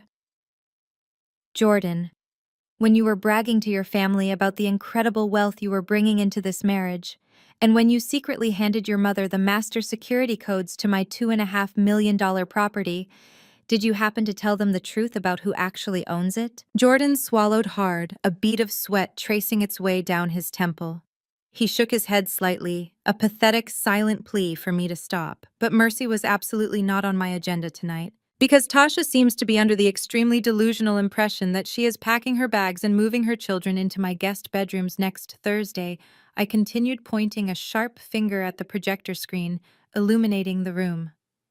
"So, Jordan, did you tell your mother and your sister-in-law that the Buckhead Villa is not in my personal name, and it is most certainly not in yours? Did you explain to them that the property is solely owned by St. James Holdings?" I took a slow step toward him, making sure he felt the full crushing weight of his absolute failure. "And more importantly, Jordan, did you read the specific legal bylaws of St. James Holdings before you started handing out my house keys like party favors? Did you inform your greedy, entitled relatives that the trust explicitly and permanently excludes all spouses, partners, and in-laws from claiming any ownership, residency, or financial equity in the event of an unfinalized marriage?" The words "unfinalized marriage" hung in the air like a heavy executioner's blade. Jordan gasped, his eyes widening in sudden, horrifying comprehension. He looked at me, then looked frantically up at the massive legal document displayed on the projector screen. He had been so blinded by his own arrogance, so confident in his ability to manipulate me, that he had completely ignored the most crucial foundational detail of our entire wedding weekend. "We are at our reception, Jordan," I reminded him, my voice dripping with pure, undeniable triumph. "The lavish party, the expensive food, the beautiful cake. We did all of this today for the guests. but our private appointment with the judge to legally sign the binding marriage certificate is not scheduled until tomorrow morning at 9 o'clock. The realization hit the Banks family with the destructive force of a freight train. Tasha let out a loud, devastated wail, her knees literally buckling beneath her as she grasped the terrifying reality of her situation. She was not moving into a luxury villa. She was going back to an apartment she was being actively evicted from, married to a man who was facing federal wire fraud charges. Dolores staggered backward, bumping hard into the edge of a guest table. The beautiful silver serving trays rattled loudly against the impact. She had orchestrated this massive, humiliating public ambush, believing she had me legally trapped as a traditional Banks wife. She genuinely thought the wedding vows we exchanged at the altar earlier today gave her total legal access to my multi-million-dollar empire. She had absolutely no idea that in the eyes of the law, Jordan and I were still just two single people attending a very expensive, very dramatic dinner party. "You have zero legal rights to me, Jordan," I stated clearly, driving the final lethal stake through the heart of his parasitic scheme. "You have zero rights to my company. You have zero rights to my accounts. And your family has absolutely zero rights to step foot onto my private property ever again. Your mother tried to stage a hostile takeover of my life, but she forgot to check if the merger had actually cleared." Jordan looked utterly destroyed. The charming, charismatic community leader had vanished, leaving behind a pathetic, desperate man who had just fumbled the greatest financial opportunity of his entire miserable life. He took a shaky step toward me, reaching out his hand in a final pitiful attempt to salvage his ruined plans. "Charmaine, please," he begged, his voice cracking, completely stripped of its former aggressive authority. "You do not have to do this. We can fix this. I will tell them they cannot move in. I will make Tyrell deal with his own legal problems. Just do not cancel the signing tomorrow. Please, I love you." The sheer audacity of his plea was almost physically repulsive. He was willing to throw his mother and his brother directly under the bus the very second he realized the money was walking out the door. His profound lack of loyalty proved exactly what I had suspected all along. He cared for absolutely no one but himself. He was a parasite willing to attach himself to whatever host could provide him with the most luxurious lifestyle. I looked at his outstretched hand, feeling absolutely nothing but cold, sterile disgust. I did not love him anymore. In fact, looking at him now, I realized I had never truly loved him. I had loved the illusion of the protective family man he had pretended to be. I had loved the idea of finally belonging somewhere. But I was done paying millions of dollars just to rent a space in a toxic, manipulative family. I was done shrinking myself to make insecure men feel powerful. I was done being the financial life support system for people who fundamentally despised my independence. I had asked my two questions, and their terrified silence had given me all the answers I would ever need to hear. The guests in the room were completely mesmerized by the absolute destruction of the Banks family. My colleagues from the venture capital firm were nodding in silent, profound respect. They had just watched me execute the most flawless, devastating corporate defense strategy they had ever witnessed, and I had done it wearing a custom Vera Wang wedding gown. The older members of Jordan's family, the ones who had been screaming at me to submit and apologize just 5 minutes prior, were now sitting in their chairs, staring at the floor in complete and total disgrace. Auntie Brenda had entirely lost her aggressive voice. Cousin Marcus was nervously adjusting his tie, clearly hoping I would not suddenly pull up his personal financial records on the massive projector screen next. They had tried to use the heavy pressure of their community to break me, but I had weaponized the exact same public forum to completely dismantle them. I turned my gaze slowly across the room, ensuring that every single person present understood the absolute finality of what had just transpired. The Banks family had demanded my total submission. They had demanded my wealth. They had demanded my home. And in return, I had publicly stripped them of every single lie they used to survive. I had exposed their debts, their crimes, and their profound lack of basic human decency. They were standing naked in front of their entire world, and there was absolutely nowhere left for them to hide. I had won. The finality of my words hung heavily in the air, crushing the last fragments of hope out of the bank's family. The realization that there was no money, no house, and no trust fund anchored itself deep in their minds. The wealthy dynasty they spent the evening bragging about evaporated, leaving behind an insurmountable mountain of debt. Tyrell was the first to break. The terrifying reality of federal wire fraud charges short-circuited his arrogant brain. He turned his back and started pacing near the dance floor, running hands frantically over his closely cropped hair. He muttered rapidly to himself, ignoring Tasha, who was pulling aggressively at his sleeve, demanding to know how much prison time he was facing. Within seconds, the united front devolved into a vicious civil war. Tasha started screaming at Tyrell, crying about how her children were going to be homeless. Auntie Brenda turned her wrath onto Dolores. "You told us she was a sure thing," Brenda hissed loudly, abandoning family loyalty to save face. "You made us look like complete fools in front of all these people." I watched the chaos unfold with clinical fascination. It was like watching feral animals fighting over scraps of meat only to realize the meat was poisoned. They had built their familial bond on a foundation of mutual delusion. The moment the money was removed, their loyalty completely disintegrated. They did not care about each other as human beings. They only ever cared about who was paying the bills. The love they had constantly preached about was entirely conditional. Dolores quickly realized her matriarchal authority was rapidly collapsing. Her son was facing prison. Her sister was turning against her, and her eviction was public knowledge. Her intimidation tactics had spectacularly failed. So, like any seasoned manipulator backed into a corner, she pivoted to playing the victim. Dolores suddenly gasped loudly, a harsh sound that cut through the arguments. She clutched her heavily beaded chest with both hands, her eyes rolling back slightly. "Oh, Lord," she wailed, her voice trembling with exaggerated agony. "My heart, my chest is so tight. The stress of this attack is just too much." She dramatically swayed before collapsing heavily into a nearby dining chair, conveniently ensuring she fell gracefully enough not to ruin her silver gown. Cousin Marcus rushed to her side, hovering nervously. "Somebody call an ambulance!" Tasha shrieked, distracted from yelling at Tyrell. "She is having a heart attack." I did not move an inch. I stood perfectly still, holding the microphone at my side, watching the theatrical performance with absolute disgust. I had spent countless hours in high-stakes corporate negotiations.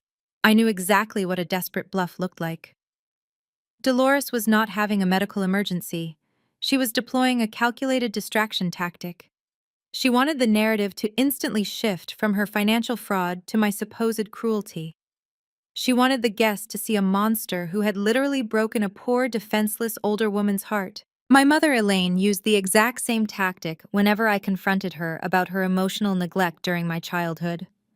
The sudden hyperventilation, the clutching of the chest, the tearful declarations that I was killing her with disrespect. It was a manipulative strategy designed to force immediate compliance through intense guilt. But I was entirely immune to the performance. "Do not bother calling an ambulance," I said loudly, my voice ringing out over Dolores's rhythmic gasping. "Unless the paramedics accept fraudulent checks, I highly doubt she can afford the emergency room copay. She is not having a heart attack, she is having a reality check. And quite frankly, it is decades overdue." My lack of sympathy shocked the remaining guests. Dolores peeked open one eye, glaring at me with pure, unfiltered hatred, before quickly squeezing it shut and resuming her loud moans. She realized I was not going to rush to her side and beg for forgiveness. The guilt trip had completely failed. With his mother's theatrical performance failing, Jordan realized he was running out of options. His aggressive authority had been destroyed by the revelation of the company car. His family's intimidation had been neutralized. He was standing in the middle of a massive disaster, watching his luxurious future slip through his fingers. He needed a brand new strategy immediately. Jordan took a deep, steadying breath. He visibly smoothed his features entirely, wiping away the angry, arrogant scowl he had worn for the past 20 minutes. He adjusted his expensive suit jacket and completely transformed his demeanor. The demanding patriarch vanished instantly, replaced by the sensitive, understanding modern man that I had originally fallen in love with.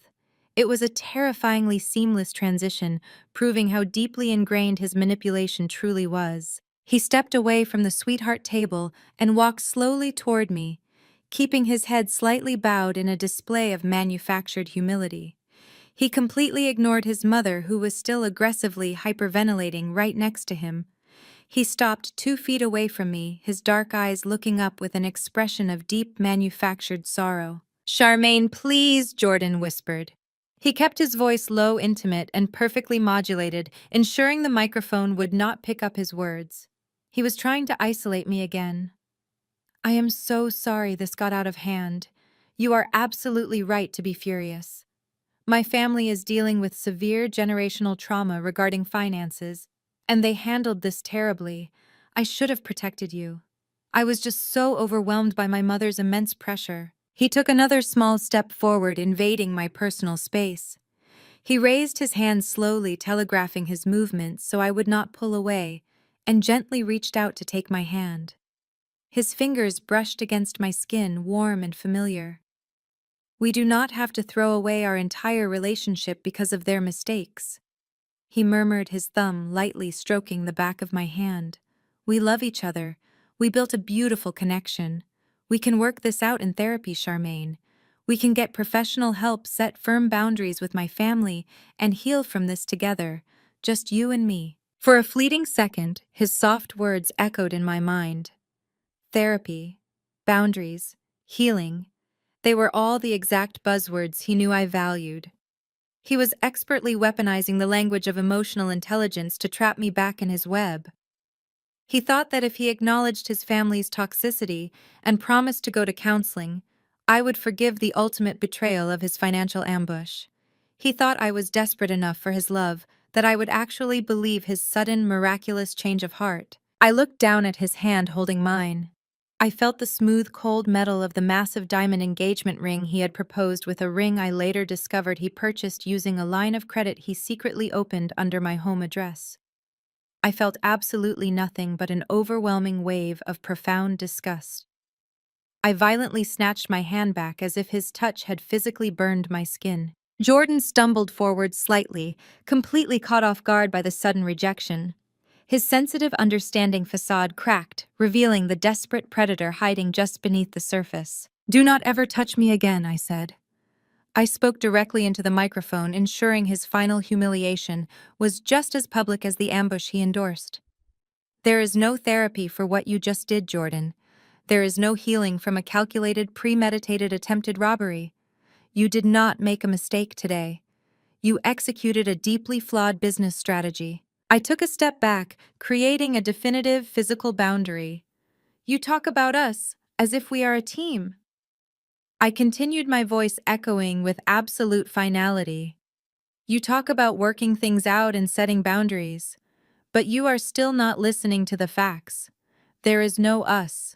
There never was an us. There was only me working myself to the bone, and you figuring out how to harvest my resources." I pointed a perfectly manicured finger directly at his chest. "The private appointment with the judge was scheduled for tomorrow morning," I announced, ensuring the entire room heard the final death blow to his scheme. "That appointment is officially canceled. The marriage certificate will never be signed. You are nothing to me but a terrible investment that I am formally writing off immediately." The absolute certainty in my voice completely shattered his final desperate hope. There was no more backpedaling. There was no more manipulation. The total breakdown of the Banks family was now entirely complete. They had nothing left to fight with, no secrets to hide behind, and no wealth to steal. They stood in a luxury ballroom I paid for, surrounded by floral arrangements mocking their financial ruin. I looked at the broken pieces of the empire they tried to build on my back, feeling nothing but a profound sense of liberating freedom. I was finally completely done with all of them. I stood tall in the center of the St. Regis ballroom, the heavy silver microphone resting comfortably in my grip. The air in the room felt entirely different now. It was no longer thick with tension or suffocating expectations. It felt crisp, clear, and incredibly light. I looked at Jordan one last time. He was still standing there, a hollow shell of the arrogant man who had tried to publicly subjugate me just half an hour ago. He had nothing left to say. There were no more lies he could spin, no more manipulative tactics he could deploy. I turned my gaze away from him and faced the sea of 200 guests. "Thank you all for being here tonight," I announced, my voice steady and echoing with absolute clarity. "I know this is not the evening any of us anticipated when we put on our formal wear and drove to Buckhead, but sometimes the greatest blessings come disguised as massive disruptions. Tonight, I did not just avoid a terrible marriage. I successfully protected my life, my assets, and my peace of mind." I paused, letting the silence emphasize the magnitude of my next words. "Therefore, I am making it absolutely official right now," I declared, raising my chin. "The wedding is permanently cancelled. I am walking out of this venue as a single, fiercely independent woman. There will be no ceremony tomorrow morning. There will be no blending of families. And there will absolutely be no Banks family trust created to siphon my wealth." A low cheer rippled through the tables where my venture capital colleagues were seated. A few of them even raised their crystal champagne glasses in a silent, respectful toast to my ruthless efficiency. They understood the intricate mechanics of a hostile takeover, and they deeply respected a successful defense. Even a few of my extended family members, the ones who had watched my mother abandon me earlier, were nodding in quiet approval. I had done what so many women in that room secretly wished they had the courage to do. I had drawn an immovable boundary and defended it with overwhelming force. But the night was not over yet. I still had an incredibly expensive party to manage. Now, regarding this beautiful reception, I continued my tone, shifting seamlessly from corporate executioner to gracious host. I paid $150,000 for this luxury venue, the 5-course gourmet dinner, and the top-tier entertainment. I also paid in full for the premium open bar. I refused to let an excellent vintage champagne go to waste just because my ex-fiancé turned out to be a calculated financial predator. I swept my arm toward the fully stocked bars positioned at the illuminated corners of the massive ballroom. "So to my friends, my colleagues, and those who actually came here tonight to support me, please stay.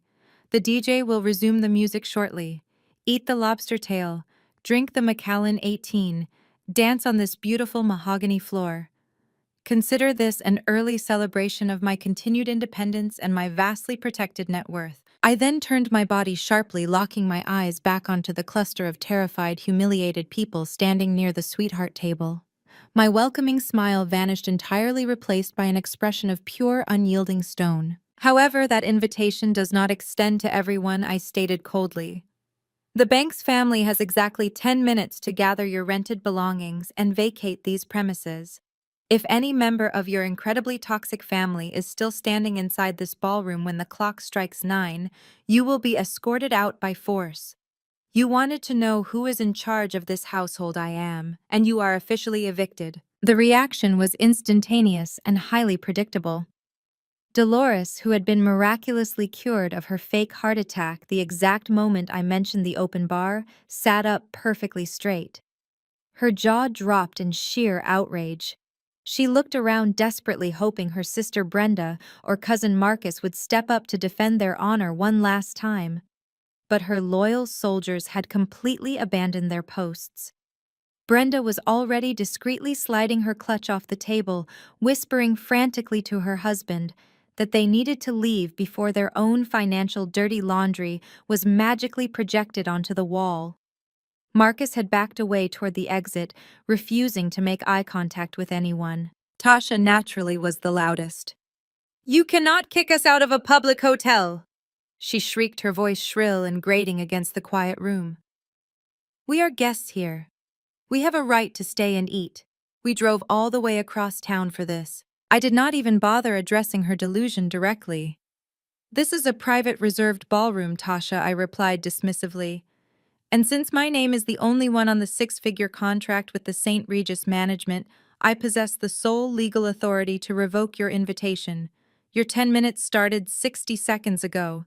I suggest you start walking before I decide to audit the rest of your extended family and display the results on the projector." Jordan looked like he wanted the polished marble floor to open up and swallow him whole. He grabbed his mother's arm, pulling her up from the chair. "Come on, Mom," he muttered, his voice defeated and entirely devoid of its former arrogant boom. "We need to go. Let us just go." He knew it was over. He knew any further resistance would only result in more devastating public humiliation. He just wanted to escape the glaring lights and the judging eyes of the wealthy community he had tried so desperately to impress. But Tyrell was not ready to surrender. Unlike Jordan, who calculated his massive losses and chose an immediate retreat, Tyrell was a cornered animal functioning entirely on primitive rage. In the span of 30 minutes, he had lost his future mansion, his crypto trading office, his dignity, and quite possibly his freedom, given the federal wire fraud charges hanging over his head. The realization that a woman had orchestrated his total destruction was too much for his fragile, toxic ego to process. His brain completely snapped. "You stupid, arrogant witch," Tyrell roared. The sound was guttural, raw, and incredibly violent. He shoved Tasha out of his way with such force that she stumbled backward into a tall floral arrangement, sending white orchids crashing to the floor. Tyrell lowered his head and charged directly at me. He was a large man, easily over 6 feet tall, and built like a linebacker, moving with terrifying speed across the short distance separating us. His fists were balled so tightly his knuckles were stark white, and his eyes were wide with unhinged, murderous intent. He intended to physically assault me, to beat me into submission right there on the dance floor in front of 200 people. A collective scream erupted from the guest tables. Several of my male colleagues jumped up from their chairs, shouting in loud alarm, rushing forward to intercept him. Jordan yelled his brother's name in a panicked warning, reaching out uselessly to grab the back of his rented tuxedo jacket, but he was far too slow. The DJ scrambled backward behind his expensive equipment, terrified of the impending violence. I did not scream, I did not run, I did not even take a single step backward. I stood my ground, my posture perfectly straight, my eyes locked onto the massive man hurtling toward me. I was completely calm because I never left my physical safety to chance, just as I never left my financial safety to chance. When I ran the comprehensive background checks on the Banks family 3 months ago, I discovered Tyrell's extensive history of violent domestic disputes and aggressive altercations whenever his fraudulent schemes fell apart. I knew exactly what kind of monster he was beneath the rented suit, and I had meticulously prepared for his inevitable explosion. Before Tyrell could close the final 10 feet between us, the heavy velvet curtains flanking the main ballroom doors violently flew open. 4 massive, identically suited men stepped seamlessly out of the shadows. They moved with terrifying synchronized speed, an elite private security detail I had quietly hired weeks in advance for exactly this scenario. These were not standard hotel bouncers. They were highly trained professionals, men who specialized in neutralizing high-level physical threats without breaking a sweat. Tyrell did not even see them coming. The lead security guard, a man built like a solid brick wall, stepped effortlessly into Tyrell's blind path. He did not throw a punch. He simply planted his feet, absorbed the full aggressive impact of Tyrell's charging weight, and executed a flawless, brutal takedown. He grabbed Tyrell by the lapels of his tuxedo, twisted his momentum using his own weight against him, and slammed him face first into the polished mahogany dance floor. The sickening thud of Tyrell's body hitting the hardwood echoed loudly through the room, silencing the screaming crowd instantly. Before Tyrell could even attempt to struggle or throw a blind punch, the other 3 guards were on top of him. One drove a heavy knee firmly into Tyrell's lower back, pinning his spine flat to the floor. Another wrenched Tyrell's arms behind his back with mechanical precision, locking his wrists tightly together in an inescapable, agonizing grip. The 4th guard stood perfectly straight above the pile, scanning the rest of the Banks family with a cold, terrifying warning in his eyes, daring anyone else to make a sudden move. Tyrell thrashed wildly against the floor, his face smashed against the wood, screaming absolute obscenities and aggressively threatening to kill me. But his threats were completely useless. He was entirely immobilized, pinned securely beneath hundreds of pounds of highly trained muscle. The aggressive, domineering alpha male had been instantly reduced to a screaming, helpless captive on the floor of my reception hall. Tasha shrieked hysterically, attempting to run forward to help her husband, but the standing security guard simply raised one massive black-gloved hand. Tasha froze instantly in her tracks, her basic self-preservation finally overriding her dramatic entitlement. Dolores let out a horrified wail, clutching Jordan's arm desperately, as she watched her golden child treated exactly like a common street criminal. Jordan stood completely paralyzed, his eyes darting wildly between my calm face and his brother's pinned body, fully realizing the absolute terrifying extent of the power I wielded in this room. I looked down at Tyrell, struggling pathetically on the floor. I adjusted my grip on the microphone and took one deliberate step closer, ensuring he could hear my voice over his own frantic shouting. "I told you I was a senior vice president of acquisitions, Tyrell," I said, my voice echoing clearly over the surround sound system, icy and completely devoid of emotion. "Did you honestly think I would dismantle a hostile takeover without bringing my own corporate security detail? You are a pathetic, entirely predictable man, and your time in my venue has officially expired." I looked up at the lead security guard, who was still holding Tyrell firmly against the mahogany floor without breaking a sweat. "Escort this man off the property immediately," I ordered calmly. "Do not let him stop at the coat check. Do not let him use the restroom. Drag him directly out the front doors of the St. Regis and leave him on the sidewalk. If he attempts to step foot back inside this building tonight, or if he resists in any way during the walk, call the Atlanta Police Department and hand them the federal wire fraud dossier I provided you earlier this evening." The lead guard nodded sharply in professional acknowledgement. "Understood, Miss St. James." The guards hauled Tyrell up from the floor, keeping his arms locked tightly behind his back. He continued to yell, kicking his legs, but they marched him swiftly and forcefully toward the exit, dragging him out of the ballroom like a bag of trash. I then turned my gaze to Jordan, Dolores, and the remaining stragglers of the Banks family. My expression was resolute, a final, unyielding wall of absolute authority. "The rest of you have exactly 6 minutes left on your eviction notice," I announced softly. Yet the words carried the heavy weight of a judge delivering a final verdict. "I strongly suggest you follow Tyrell out the door before my team has to manually assist you as well. This family meeting is officially adjourned." The reality of the 6-minute warning crashed down on the remaining members of the Banks family like a massive concrete block. The impenetrable illusion of their untouchable status had been thoroughly shattered by the violent, highly efficient removal of Tyrell. Facing the immovable wall of my elite private security detail, their arrogant defiance rapidly dissolved into chaotic, desperate panic. They suddenly realized they were no longer dealing with a desperate bride seeking their approval. They were dealing with a corporate executive who had just successfully executed a ruthless eviction protocol. Dolores scrambled to her feet, her previous fake medical emergency entirely forgotten in the face of imminent physical removal. She grabbed her expensive designer clutch from the table, her hands shaking so violently that she dropped it twice onto the floor. She knelt down, her heavily beaded silver gown dragging across the spilled water and champagne on the floor, frantically searching for her scattered belongings. Tasha was completely beside herself, spinning in frantic circles as she tried to gather her things. In a truly pathetic display of unadulterated greed, she actually grabbed her oversized purse and began stuffing silver serving tongs, expensive cloth napkins, and leftover lobster tails directly into the bag. She was desperately trying to extract whatever minor physical value she could from the ruins of her massive failed heist. Two more of my security guards stepped forward, their presence radiating a quiet, terrifying authority. They did not shout or raise their voices. They simply formed a wide tactical perimeter and began walking slowly toward the Banks family table, effectively herding them toward the main exit like a flock of unruly cattle. "Move it along right now, ladies and gentlemen," the tallest guard instructed, his voice, a deep, resonant rumble that brooked absolutely no argument.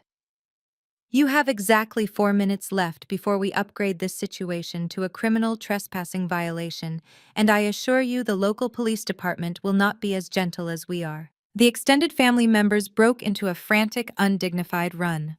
The aunts, uncles, and older cousins who had spent the entire evening looking down their noses at me, boldly demanding my submission, were now practically tripping over their own expensive shoes to escape the ballroom. They aggressively shoved past each other in a desperate bid to reach the heavy velvet curtains, completely abandoning their revered matriarch in their cowardly rush to avoid being physically handled by the security team. Dolores tried desperately to maintain some semblance of her manufactured dignity, but the sheer speed of the forced eviction made it entirely impossible. As she rushed toward the exit, pushed along by the firm presence of a security guard directly behind her, the heel of her silver shoe caught hard on the thick carpet. She stumbled violently, colliding shoulder first with the heavy wooden doorframe. The harsh impact violently knocked her elaborate, expensive wig entirely askew, shifting the hairline drastically to the right and exposing the graying, unstyled natural roots underneath. Several heavy bobby pins popped out and clattered onto the floor. She gasped in absolute horror, bringing both hands up to her head in a frantic attempt to fix her completely ruined crown. But the security guards kept moving her forward without an ounce of pity, forcing her out into the brightly lit hallway for everyone to see. Tasha was sobbing uncontrollably now, the harsh, ugly sounds echoing loudly off the polished marble walls of the corridor. "My house," she wailed, thick black mascara running in heavy lines down her cheeks, completely ruining her dramatic makeup. "My beautiful guest rooms. What are we going to do, Dolores? We are getting legally evicted on Tuesday morning. Where are my kids going to sleep?" "I already packed their boxes." Dolores snapped at her, her voice shrill and dripping with venom. "Shut your mouth, Tasha. Just shut up right now. This is all your stupid husband's fault for getting caught by the federal government. If he had covered his tracks better, none of this would be happening." The mask of the loving, deeply united family had completely disintegrated. They were viciously turning on each other like a pack of starved wolves fighting over a single bone. Their toxic, conditional dynamic finally laid bare for the entire hotel staff to witness. I followed at a safe distance, flanked by my lead security guard, walking slowly and deliberately down the grand corridor that led to the main lobby of the St. Regis. I wanted to see them out. I needed to witness the absolute final conclusion of this dark chapter of my life. The St. Regis lobby was a breathtaking masterpiece of modern luxury, featuring towering crystal chandeliers, imported Italian marble floors, and massive arrangements of fresh white roses. It was a place explicitly designed for quiet elegance, wealthy discretion, and refined behavior. The Banks family completely shattered that serene atmosphere the moment they spilled out of the elevators. They burst into the grand lobby looking like a chaotic, screaming mob. Through the large glass windows, I could see that Tyrell had already been forcefully ejected through the revolving front doors and was currently pacing furiously on the illuminated sidewalk outside, aggressively yelling at a highly confused valet attendant who was refusing to give him the keys to my corporate vehicle. Jordan was the absolute last one to step off the elevator. He looked physically ill, his skin completely drained of color. The horrifying reality of his situation had finally bypassed his massive ego and settled heavily into his bones. He was not just losing a wealthy wife tonight. He was losing his luxury car, his unlimited access to my Buckhead villa, the corporate credit cards he regularly used to fund his extravagant non-profit galas, and his entire carefully curated identity as a highly successful provider. He was stepping out of a five-star luxury hotel and walking directly into absolute financial ruin. He realized he was going back to being completely broke, heavily indebted, and entirely homeless. As the security guards herded his weeping mother and hysterical sister-in-law toward the revolving glass doors, Jordan suddenly stopped dead in his tracks. He turned around and saw me standing at the very top of the grand marble staircase that overlooked the massive lobby. My custom Vera Wang gown flowed elegantly around me, catching the brilliant light of the overhead chandeliers. I looked down at him from my elevated position, completely untouched by the desperate chaos unfolding below me. Jordan broke violently away from the group. He ran frantically back toward the base of the staircase, completely ignoring the sharp verbal warning from my security team. Before the guards could physically intercept him, Jordan dropped heavily onto both of his knees. The sharp, painful thud of his knees hitting the hard Italian marble echoed loudly through the cavernous lobby, drawing shocked open-mouthed stares from the hotel concierge and several wealthy guests who were checking in at the front desk. "Charmaine, please," Jordan begged, his voice cracking loudly in the quiet space. He looked up at me, his eyes wide and leaking genuine tears of sheer unadulterated desperation. "I am begging you. I have absolutely nothing left. The nonprofit organization is completely out of operational funding. I have zero money in my personal savings account. If you take the company car and lock me out of the house, I will literally be living on the street by next week. Please, you know I love you. You know my real heart. I was just trying to be a good son to my mother. Give me one more chance to prove I can be a good husband to you. We can fix this right now." It was the most pathetic, humiliating display I had ever witnessed in my entire life. The fiercely proud man who had confidently ordered me to submit to his mother just an hour ago was now literally groveling on the floor of a public hotel lobby, begging a woman for a financial lifeline. He did not care about losing me as a loving partner. He was mourning the sudden, devastating loss of his personal ATM machine. I looked down at him, feeling absolutely zero pity. My mind briefly flashed back to my own mother, Elaine, walking coldly out of the ballroom earlier tonight, turning her back on me when I needed her the most. For my entire life, I had desperately chased the conditional love of a family. I had achieved straight A's, built a massive corporate empire, and bought a multi-million-dollar home, all in a subconscious attempt to finally prove I was worthy of being loved and protected. I had almost let Jordan and his parasitic family exploit that deep, lingering childhood wound. But watching my own mother walk away tonight had finally killed the last remaining ghost of that desperate little girl. It had forced me to accept a brutal but incredibly liberating truth. The emotional coldness of my childhood home and the aggressive financial toxicity of the Banks family were just two different sides of the exact same abusive coin.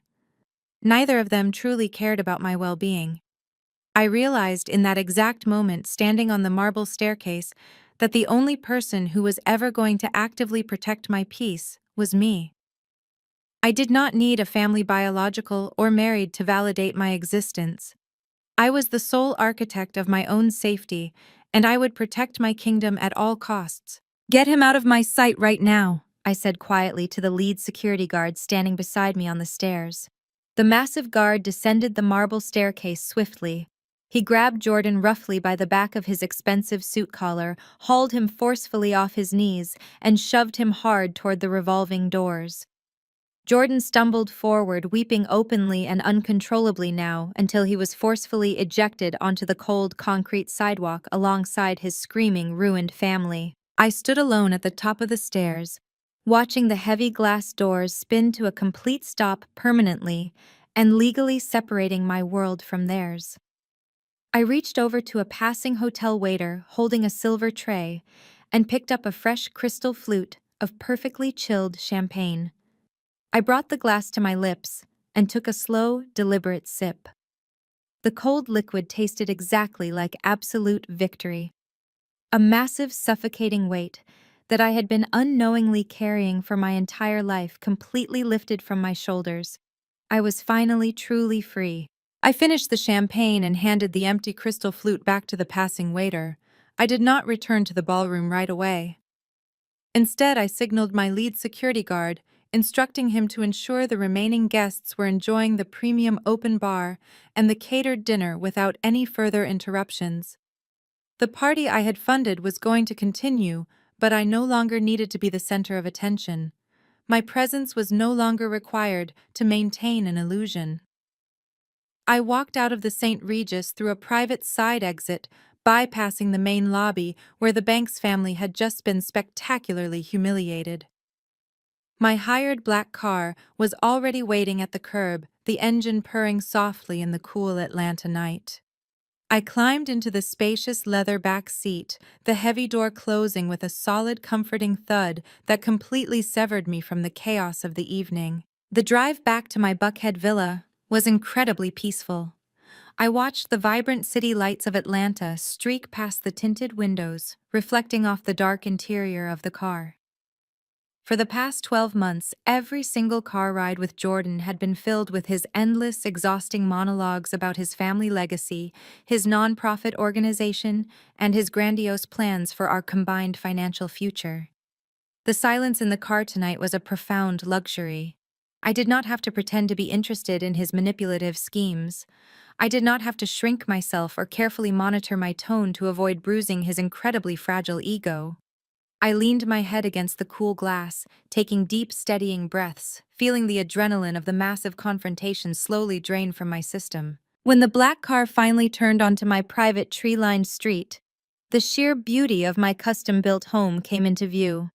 The $2.5 million villa stood magnificently against the night sky, its modern geometric lines illuminated by soft, strategically placed exterior lighting. This was my sanctuary. This was the physical manifestation of 10 grueling years of corporate warfare, sleepless nights, and relentless ambition. Jordan and his family had looked at this masterpiece and seen nothing but an easy target, a free luxury hotel they could simply commandeer.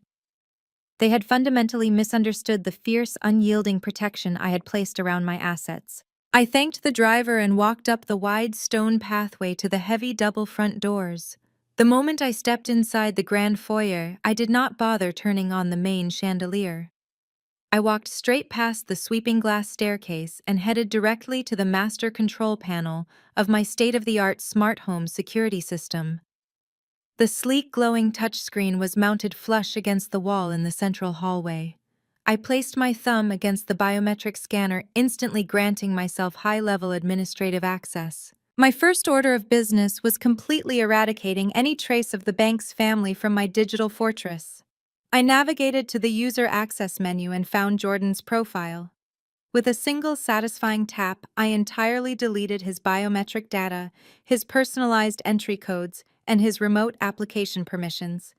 He could no longer unlock the front doors, open the garage, or even disarm the perimeter alarms. Next, I located the temporary master codes Jordan had secretly generated and handed over to his mother 3 days ago. Dolores had probably planned to waltz right through my front doors next week with her measuring tapes and her entitled attitude. I deactivated those codes instantly, permanently voiding them from the system registry. Finally, I initiated a complete system lockdown. The heavy deadbolts on all exterior doors engaged simultaneously with a loud synchronized click. The reinforced security gates at the end of the driveway slid shut and magnetically locked. The high-definition perimeter cameras shifted into active motion tracking mode. My home was now an impenetrable fortress, and I was the sole remaining occupant. Satisfied that my physical safety was absolutely guaranteed, I kicked off my satin heels, leaving them abandoned on the plush hallway rug. I walked barefoot across the cool, imported hardwood floors, the heavy silk skirt of my Vera Wang wedding gown whispering softly behind me. I bypassed the main living room and headed straight for the custom-built wet bar tucked into the corner of my expansive open-concept kitchen. I reached past the standard bottles of wine and pulled out my most prized bottle of liquor, a Macallan 18-year-old single malt scotch. I grabbed a heavy crystal tumbler from the glass shelving, dropped in a single perfectly spherical ice cube, and poured a generous measure of the rich amber liquid. I carried the glass to the massive white marble island that anchored the center of the kitchen. I set my smartphone down onto the cool stone surface and took a slow, appreciative sip of the scotch. The complex, smoky flavor burned pleasantly down my throat, grounding me entirely in the present moment. I looked around the quiet, pristine kitchen, taking in the high-end stainless steel appliances, the custom cabinetry, and the complete absence of anyone else's demanding presence. Then the marble island began to vibrate violently. My smartphone screen lit up, piercing the dim lighting of the kitchen with a bright, relentless glare. Notifications began flooding the display in a rapid, chaotic cascade. I leaned over and looked at the locked screen. There were exactly 85 missed calls. The vast majority of them were from Jordan, but several came from unknown numbers, likely burner phones or borrowed devices, because I had proactively blocked Dolores, Tyrell, and Tasha from my main contacts list. The sheer volume of the digital assault was staggering. They had just been forcefully evicted from a luxury hotel, exposed as complete financial frauds, and thrown out onto the street, yet their first instinct was to immediately launch a relentless harassment campaign against the very woman they had just attempted to ruin. I tapped the screen, unlocking the device, and opened my visual voicemail application. Jordan alone had left 14 separate audio messages in the span of 30 minutes. I pressed play on the most recent one, letting his panicked voice fill my quiet kitchen on speakerphone. "Charmaine, please pick up the phone," Jordan begged, his voice breathy and frantic, completely devoid of his usual smooth charisma. "I am standing outside a gas station on Peachtree Street. The hotel security literally threw us onto the sidewalk. You canceled my corporate credit card, Charmaine. I tried to order a premium black car to get my mother home, and the card was declined in front of everyone. I have absolutely no access to our joint checking account. I cannot even afford a cheap motel room for the night. You cannot just leave us out here like this. I know you are incredibly angry, but you are being completely unreasonable now. We need to talk about this like adults. Please just wire me $500 so I can get my family to safety, and we can discuss the marriage certificate tomorrow." I let out a harsh, incredulous laugh and deleted the voicemail immediately. The absolute audacity of the man was simply breathtaking. He had spent the entire evening attempting to steal my $2.5 million house, and now he was desperately begging me for a $500 microloan just to survive the night. He was still trying to manipulate me, still attempting to use guilt to extract my resources.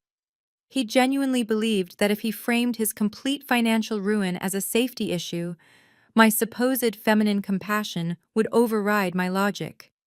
He was entirely wrong. I moved down the list and played a voicemail from an unrecognized number. It was Dolores. Her voice was shrill, completely unhinged, and vibrating with an uncontrollable, venomous rage. "You listen to me, you arrogant, disrespectful little girl," Dolores shrieked into the receiver. "You think you can just embarrass the Banks family in front of our entire church congregation and walk away clean. You think you can expose my personal financial business and have my oldest son violently assaulted by your hired thugs. I am calling my lawyer first thing tomorrow morning. I am suing you for massive emotional distress. I am suing you for public defamation of character. I am going to take that fancy house of yours in civil court, and I am going to make sure your corporate bosses know exactly what kind of unstable, vicious woman you truly are. You ruined my life tonight, Charmaine, and I am going to completely destroy yours." I took another sip of my scotch, completely unfazed by her ridiculous, legally baseless threats. Dolores did not have a lawyer. She could not even afford to pay her own mortgage, let alone retain high-priced civil litigation counsel. Her threat to sue me for emotional distress was nothing more than a desperate, pathetic attempt to reclaim a tiny fraction of the power I had violently stripped away from her. She was a cornered, toothless predator, barking at a locked steel door.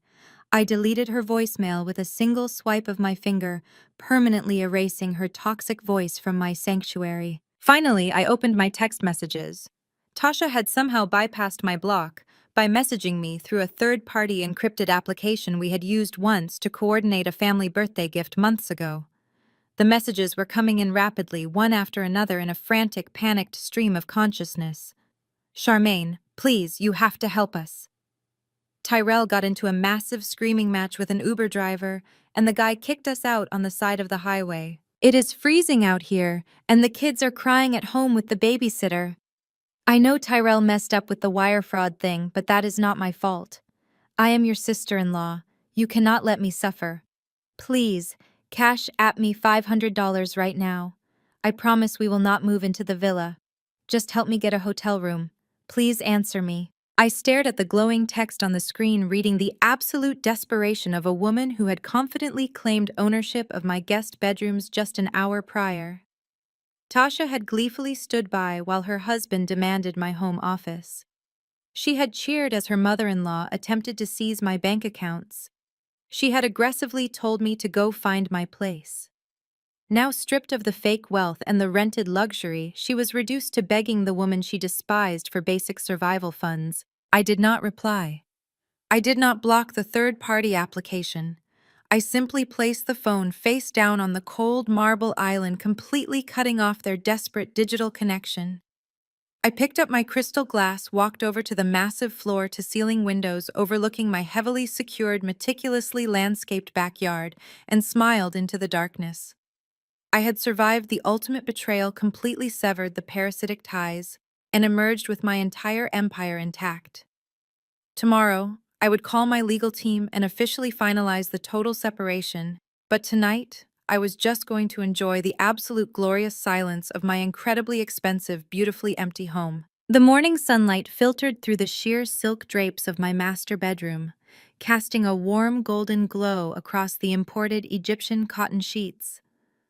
I woke up slowly, stretching my arms out across the massive California king bed. For the first time in an entire year, the space beside me was completely empty. There was no heavy snoring. There was no subtle anxiety gnawing at the edge of my consciousness, whispering that I needed to wake up early to cook breakfast for a man who did absolutely nothing to provide for our household. There was only the gentle hum of the central air conditioning and the beautiful, uninterrupted silence of a home that belonged entirely to me. I took a deep, cleansing breath, feeling a profound sense of physical lightness. The suffocating weight of the Banks family expectations had vanished into the night. I threw back the covers, slipped into a plush silk robe, and walked barefoot down the grand glass staircase. The villa was immaculate.